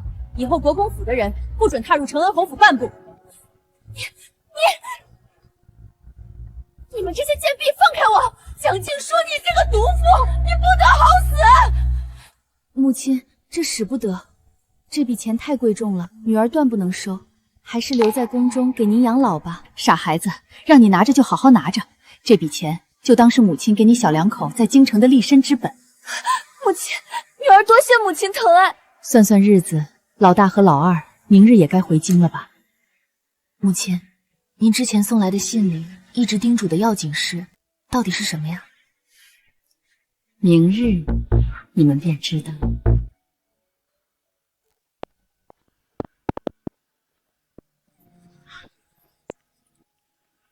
红莲，夫君，你总算赶回来了。母亲在信中言辞恳切，说府中有大事要宣布，到底出什么事了？进屋再说吧。兄长和三弟他们都已经到了。大哥，母亲最近真是魔怔了，竟然断了我的月令，还逼着我去还那些赌债，那可是几10万两银子，她不是最疼我吗？何止啊，连二妹妹都被他赶出家门，断了关系。我看母亲是大病一场后得了癔症，否则这侯府怎么自从她病愈后，就没一天太平日子？大嫂慎言，母亲一生为侯府操劳，如今拨乱反正，不过是想肃清家风。若非府里有些烂泥扶不上墙的幺蛾子，母亲何至于如此辛苦？老二，你这话什么意思？讽刺谁呢？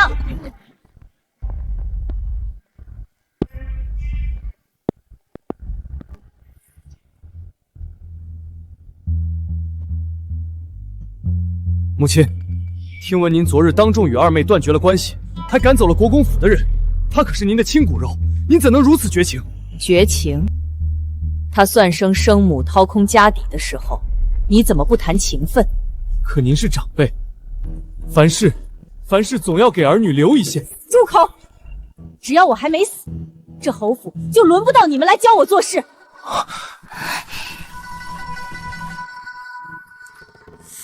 今日叫你们回来，是有一件关乎侯府的大事要宣布。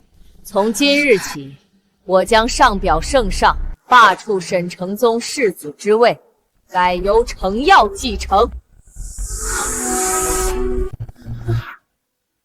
母亲，你没糊涂吧？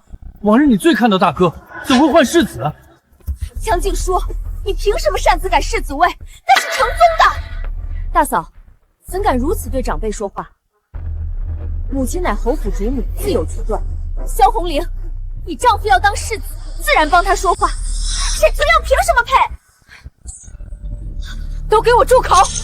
母亲，儿子的世子之位是父亲在世时亲口定下，难不成母亲今日要当众违背父亲的遗愿，陷父亲于不义吗？父亲遗愿，李嬷嬷，取老侯爷临终真迹来。睁大眼看看，老侯爷写的是“立子以贤，有德者居之”，何曾有你名字？立子以贤，有德者居之。大哥，上面真没你名字？不可能！父亲最看重我，怎会留此一命？你所作所为，配得上贤德二字，立你才是违背父愿。好，既然母亲执意拿着遗嘱说事，立贤德之人可以，但儿子也绝不服二弟来当这世子。圣旨到！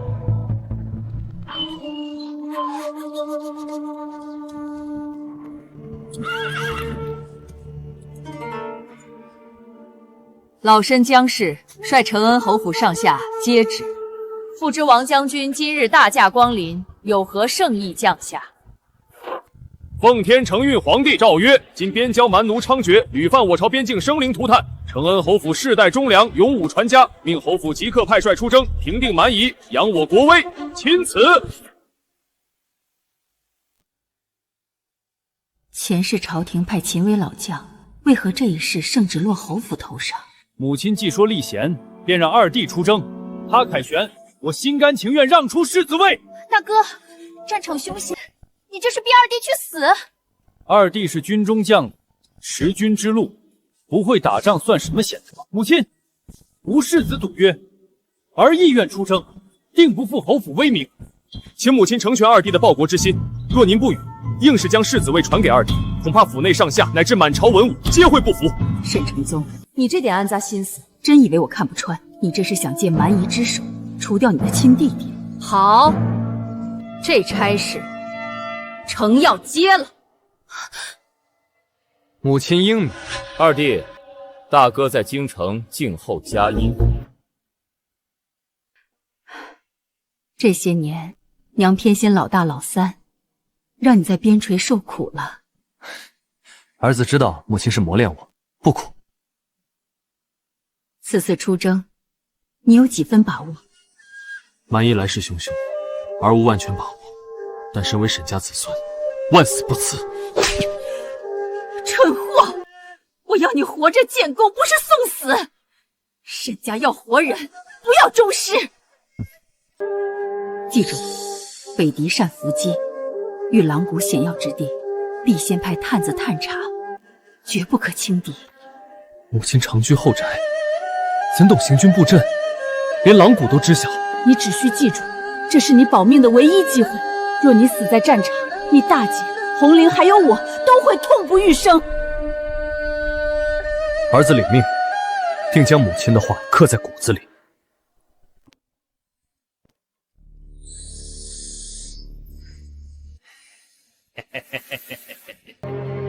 王将军，这只是定金，事成之后还有重险。沈大人放心，末将的兵马会紧随沈二将军其后，战场上乱军丛中，出点意外再正常不过。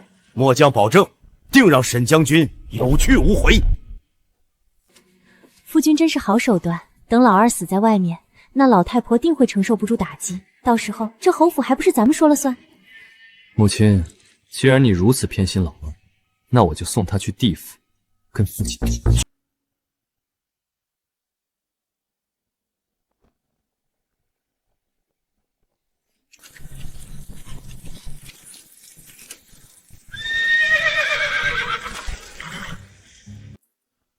记住，北敌善伏击，遇狼谷险要之地，必先派探子探查，绝不可轻敌。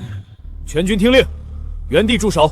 你们两个立刻进入狼谷前方3里处探查，务必仔细搜索两侧高地，有任何意外，火速报信。哟，任小将军，这天还没塌呢，怎么胆子倒缩成针尖大了？王将军，此处地势诡谲，小心驶得万年船。哼，小小一个狼谷，你往将士们来回走多少遭了？闭着眼都能过去。都说沈家二郎神勇矫健，今日一见，不过是个缩头乌龟罢了。住口！我们沈将军随老侯爷出征时，你还不知道在哪儿混军功呢？谁允许你在这儿满嘴喷粪？怎么，沈家军在战场上没见多威风，对自己人倒是挺横。沈承耀，你一个武将，怎么还没你哥一介文官有胆识啊？将军，这老滑鬼摆明了是想看咱笑话。兄弟们跟着您出生入死这么多年，什么时候受过这等窝囊气？咱们直接杀进去，管他什么埋伏，一刀劈了便是。别让这帮小人得意。狼谷确实是行军必经之路，将士们都熟悉这里地形。若是派探子巡查，说不定会延误军机。可是母亲先前特意嘱咐过，等你的探子回来，北敌骑兵早就攻破边境，烧杀抢掠了。到时候这失职之罪，那老娘可替你扛不住。将军，咱们上吧。若是迟了，边境百姓何辜？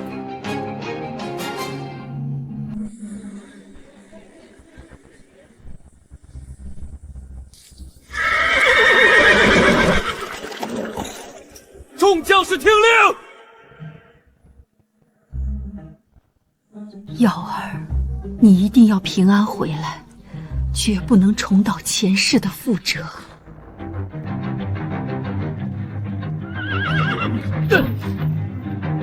报！北境急报！沈承耀将军率军夫军深入，遭遇蛮夷伏击，现下生死不明。不可能！承耀他武艺高强，绝不会。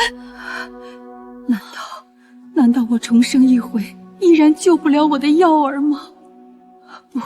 不会的，我明明提醒过他狼谷。哎呀，母亲，您还在这儿盼着你那宝贝二儿子呢，恐怕这会儿他早就被蛮毒马蹄踏成肉泥了。就是啊，母亲，既然二弟已经殉国，这侯府可不能没个撑人面的。您还是早点把侯爷印系交给承宗，免得旁人说咱们侯府后继无人。畜生，那是你亲弟弟，他现在生死未卜，你不想着派人去接应，竟然只想着你的爵位。你打我！你竟然为了那个莽夫打我！我才是侯府的嫡长子。母亲，别执迷不悟了，等会儿二弟的死讯正式传到京城，皇上就会下旨，这侯位只能是我的。这是在狼谷河岸边找到的，是沈将军贴身之物，恐怕将军已经殉国了。看吧，死透了！母亲，这侯府之位你不给我，我也能自己拿。我就算烧了侯府，也不会让你得逞。皇上驾到！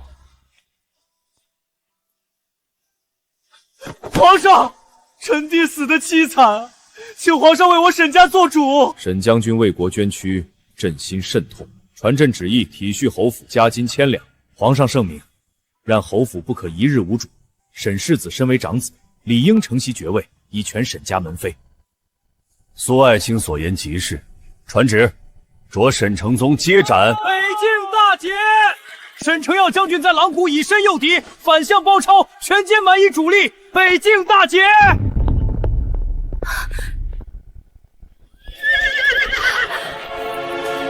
母亲，儿子回来了！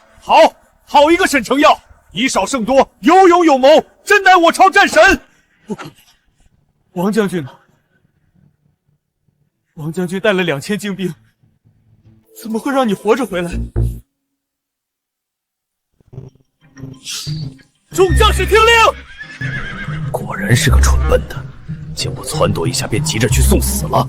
传我将令，王将军带前锋队上前探敌，充当诱饵，引蛮夷入瓮。什么？让我当诱饵？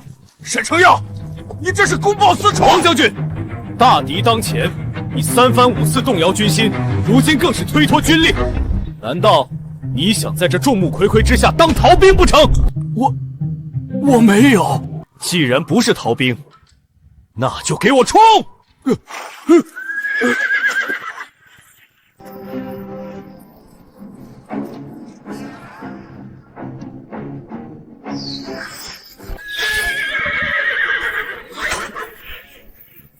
跑啊！蛮夷埋伏在这里！敌军已入伏击圈，全军听令，上！大哥是在找王将军，他一直撺掇我进狼谷送死。我见他如此勇猛，便命他带队当诱饵。结果他第一个撞上蛮夷伏兵，被乱箭匣死了。启奏皇上，这是从王将军尸身上搜出来的密信。沈承宗、苏家，你们好大的胆子！下毒太后勾结边将，残害手足，你们眼里还有朕吗？好一个手足情深！沈承宗，你勾结王莽在军中设伏，要你亲弟弟的命，这就是你给朕看的忠义！皇上，臣是一时鬼迷心窍，是那王莽威逼利诱，臣只是想保住侯府荣耀啊！皇上，老臣对此事一概不知啊！母亲，救救儿子，您最疼我了，您跟皇上求求情，我可是沈家的长子，我不能死啊！你还知道自己是长子？你千不该万不该，为了个爵位，偏激到去害你亲弟弟的性命。我偏激，还不是因为母亲你偏心，要将那世子之位给沈承耀，这都是你逼我的。我偏心？从小到大，最好的师傅请给你，最好的资源留给你，我把你养得锦衣玉食，竟养成你这副自私自利的狼心狗肺。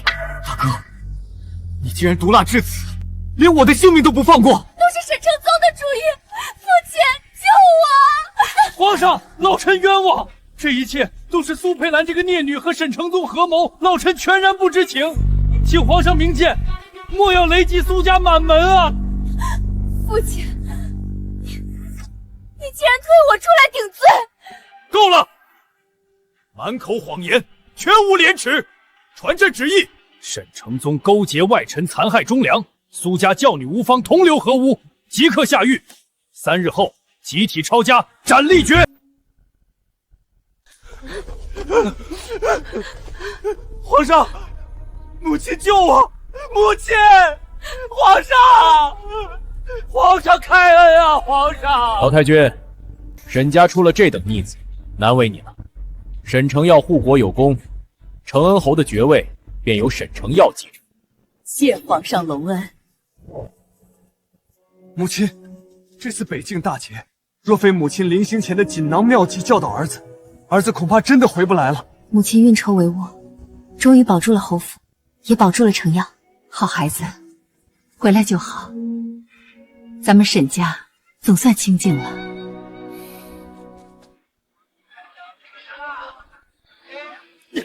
没钱还敢来咱们永丰酒楼充大爷，赶紧滚！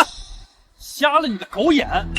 我可是堂堂承恩侯府的小少爷，你们敢这么对我，信不信我砸了你们这破店？哼！岂有此理！我堂堂侯府小少爷，凭什么过得这么惨啊？听说了吗？承恩侯府的2公子沈将军这次北境大捷，讨伐蛮夷大获全胜，估计正在他拟定封号呢。那侯府这下可真是要平步青云了，圣上的赏赐肯定少不了啊。对啊，现在大哥倒台了，二哥立了大功，娘手里肯定攥着大把的赏赐和银子。我只要回去好好哄哄他，银子还不是手到擒来？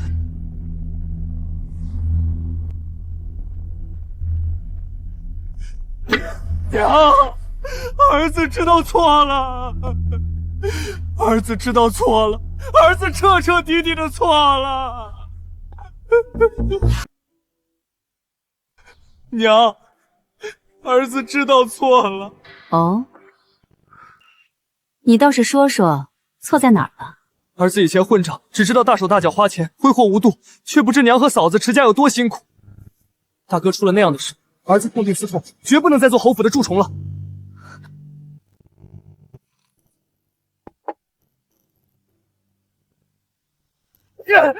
我真不是个东西，混账至极！娘，你打我骂我吧。小弟，别打了，你既然知道错了，以后打算怎么做？二嫂，我这就去拜师学艺，以后一定好好读书，像二哥一样为家族争光，绝不辜负娘的期望。母亲，小弟既然有这份悔过之心，不如就再给他一个机会吧。好啊，浪子回头金不换，既然我儿有这等上进之心，为娘甚是欣慰。李嬷嬷，去支200两银票来。既然要拜师学艺，囊中修业怎么行？是。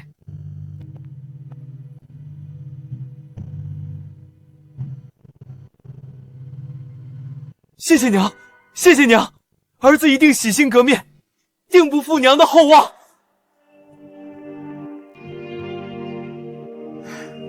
母亲真是菩萨心肠，小弟若真能走上正道，也是侯府之福。林伯，哎，老夫人，去，给我盯紧他，看看他到底去了哪儿。老奴遵命。母亲，您这是？我10月怀胎生下来的儿子，我还不了解他。老夫人，小少爷他拿着银票，径直往东街的毒房去了。什么？他刚刚信誓旦旦说的，竟然都是假的！江山易改，本性难移。既然他死性不改，那我正好让他吃点苦头，彻底断了他这烂根。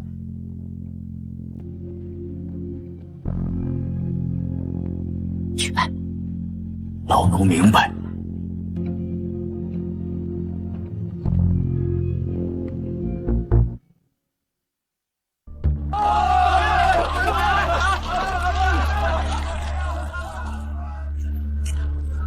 开大！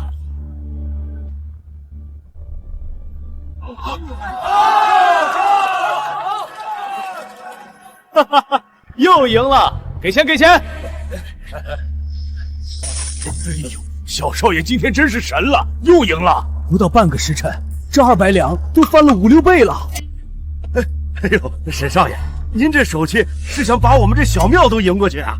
那是，本少爷天生就是富贵命。既然如此，小少爷，要不要上2楼玩把大的？500两一把，更过瘾。玩就玩，快给小爷带路。好。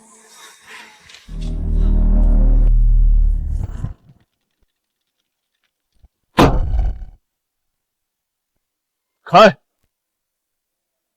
哎呀，是小少爷赢。小少爷，您又赢了！您今天这是赌神上身了，这就赢了几千两了。不过瘾，这太慢了，来1000两一把的。小少爷，1000两这数目可不小啊，万一……怕什么？别差这点银子吗？告诉你，就算全输光了，我娘还能不管我？我二哥现在可是朝廷的大功臣，我们侯府最不缺的就是银子。开住！哎呀，小少爷，这把您输了，再来一把。少爷，您这把又输了。少爷，您现在要是停手，刚刚赢的可就全没了。对，只要赢一把，就能把本钱连同更多的钱一起赢回来。别说200两，就是几千两我也赢得起。继续，继续，小爷我分分钟就能赢回来。小少爷，您又输了。再来再来，下把一定赢。小少爷，您又输了。再来再来，下把一定赢。你干什么？少爷，您已经欠了我们赌坊8237两。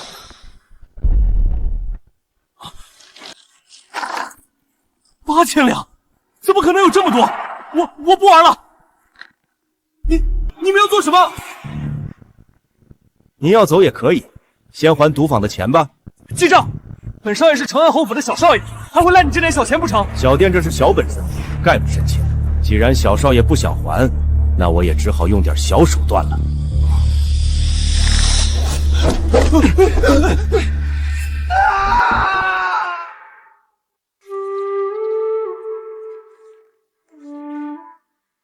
老夫人，不好了！小少爷他被人压着回来了，像是又欠了债。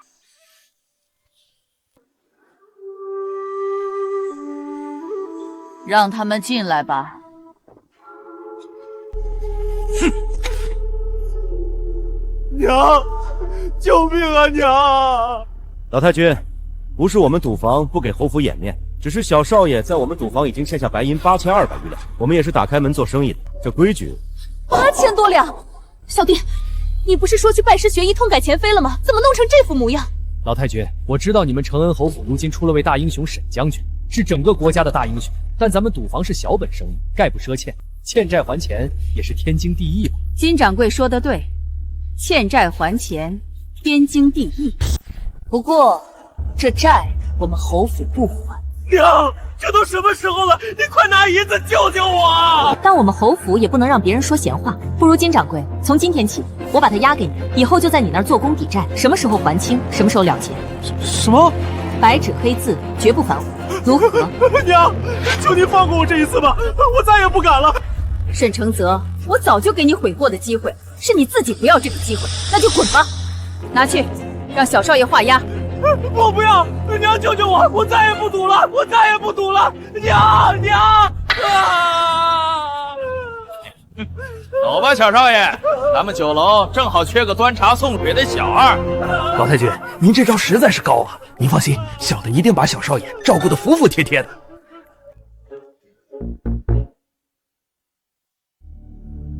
老夫人，这是宫里小姐派人递出来的信。苏家将倾，这前朝的火必定烧到后宫。淑妃那个毒妇岂会坐以待毙？是该进宫去见见令仪了。李嬷嬷，立刻递牌子进宫，老奴这就去准备。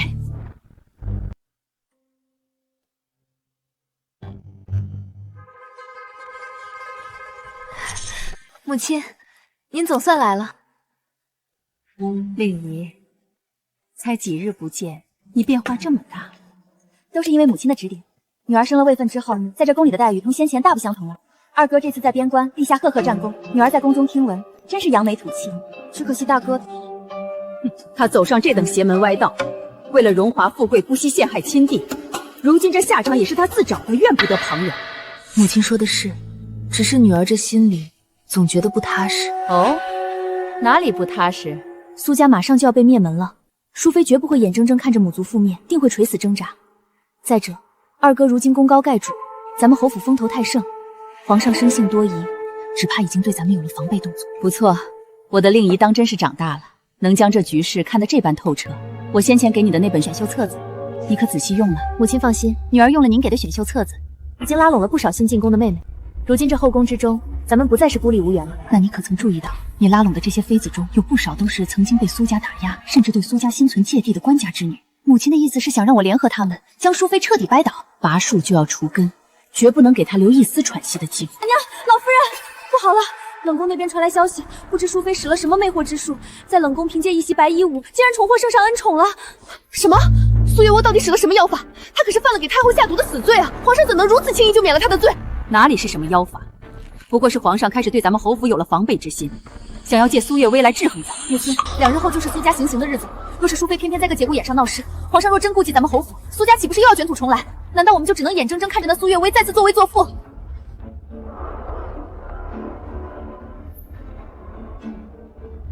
皇上想保他，太后可不答应。母亲这话的意思是，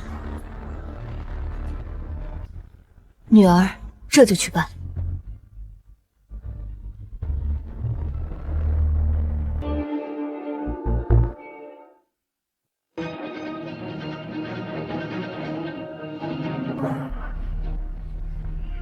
好久不见啊，沈贵妃。沈贵妃，我不在的这些日子里，听说有的人在这后宫之中可是猖狂的很。姐姐说笑了，我不过是同几位新进宫的妹妹多说说话罢了。要说猖狂，和姐姐常年欺负宫里这些妃子们比起来，妹妹还是差远。小小年纪心思倒是重得很，你以为拉拢几个贱蹄子就能得到皇上的宠爱和位分了？可惜啊，皇上心里还是只爱我一个人。你再怎么费尽心机去争宠，也比不过我在皇上心里的分量。入宫多年，历经浮沉，居然还傻傻相信帝王会只爱他一人，真是蠢人一个。不过这样也好，蠢人才好收拾。姐姐这份自信，妹妹当真佩服。只是明日苏家上下就要被满门抄斩了，姐姐居然还有闲情逸致在这后宫之中争宠炫耀，在没心没肺这点上，妹妹确实是不如姐姐。贱人，你敢咒我苏家，我撕了你的嘴！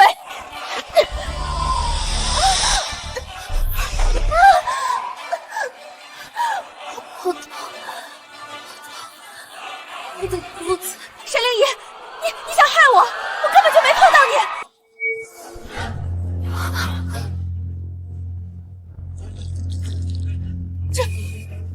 这是怎么回事？天哪，血！贵妃娘娘流血了！快来人啊！姜太医，贵妃娘娘出事了！苏月薇，到底对令仪做了什么？臣妾没有，太后明鉴，是她自己摔倒的，臣妾根本没有碰她。太后娘娘，救救臣妾！淑妃姐姐，放过臣妾！来人，把淑妃给哀家拿下！若是沈贵妃有半点闪失，哀家要你的命！放开我！我是皇上最宠爱的妃子，你们敢动我？沈灵仪，你个贱人，你陷害我！阿弥陀佛，阿弥陀佛。怎么回事？贵妃好端端的怎么会出事？启禀皇上太后，微臣无能。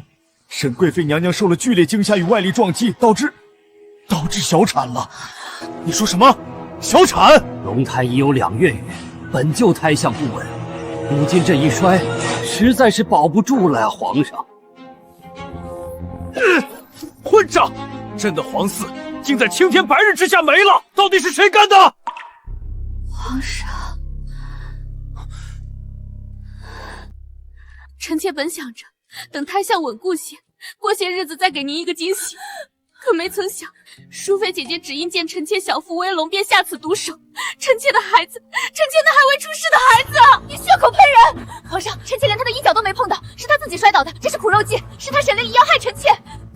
皇上明鉴，嫔妾与林妹妹亲眼所见，就是淑妃娘娘狠狠推了贵妃娘娘一把。不仅如此，淑妃娘娘推人时还口出狂言，她还说了什么？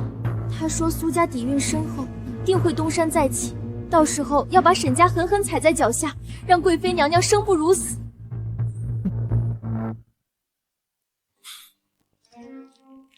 好一个东山再起，好一个踩在脚下！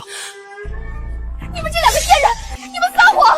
你们分明是受了沈结义的指使，联合起来陷害本宫。皇上，你千万不要信他们的鬼话！一派胡言！柳贵人和林常在驻宫不过短短数日，还是2个半大孩子，怎么可能会联合起来拿全族的性命害你？太后娘娘，臣妾真的是冤枉的呀！皇上，苏家本就包藏祸心，贪墨谋反，罪证确凿。如今这淑妃与苏家一体，心肠歹毒至极，连皇嗣都敢谋害。难道皇上真要顾念旧情，将这妖妃留着，继续祸害后宫吗？传朕旨意，淑妃苏氏谋害皇嗣，大逆不道，褫夺封号，同苏家一起下狱。明日午时，满门抄斩，即刻行刑。皇上，你相信我，我真的没有做。你相信我，我真的没有做。你不能这样对我，我是你的岳维啊！皇上，求你开恩呐！皇上，求你开恩呐！放开我，沈灵仪！你个贱人，你不得好死！灵仪，是朕没保护好你。让你受委屈了。你放心，朕定会好好补偿你。母亲，你的计谋果真有用。苏月薇，难道你以为只有你能买通太医院？今日我不过是以其人之道还治其人之身，你就同苏家一块下地狱了。奉天承运皇帝诏曰：沈承耀平定北境蛮夷，以少胜多，扬我国威，特封为定北侯，赏黄金1万两，良田1000顷，钦此。臣沈承耀叩谢皇上隆恩，吾皇万岁万岁万万岁！皇上口谕：苏家淑妃毒害太后一事证据确凿，罪无可赦，同祸害沈贵妃子嗣一罪并罚，与苏家满门连同逆贼沈承宗即刻押赴刑场，满门抄斩。老太君，皇上还有一道旨意是给您的。将士教儿有方，为国举才。又查出谋害太后真凶，德贤兼备，特封尊号工会一品诏命夫人，赐凤冠霞帔。臣父江静书领旨谢恩。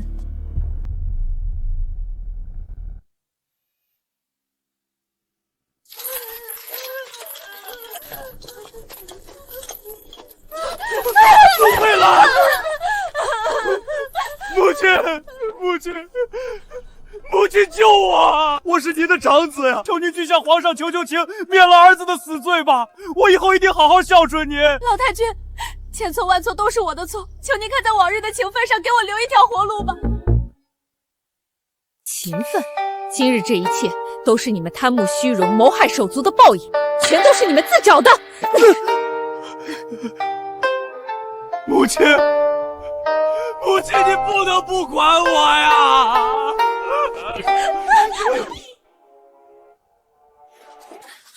你这个没良心的东西！你昨天才抬了一个贱妾进门，今天怎么又背着我去烟花巷柳找那个狐狸精？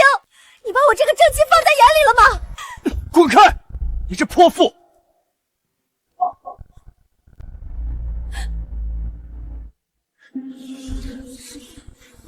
往日我不过是看在承恩侯府的份上，才对你一再服从。如今你已经和侯府没了关系，算个什么东西？再敢纠缠，小心我让你滚回大街上要饭！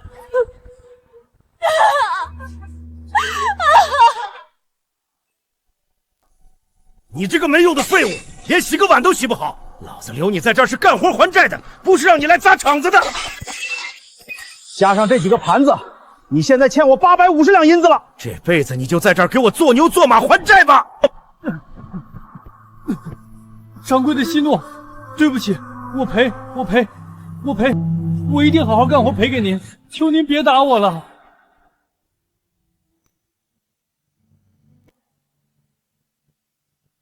母亲，天冷要下雪了，您的身子受不得寒，还是尽早回府吧。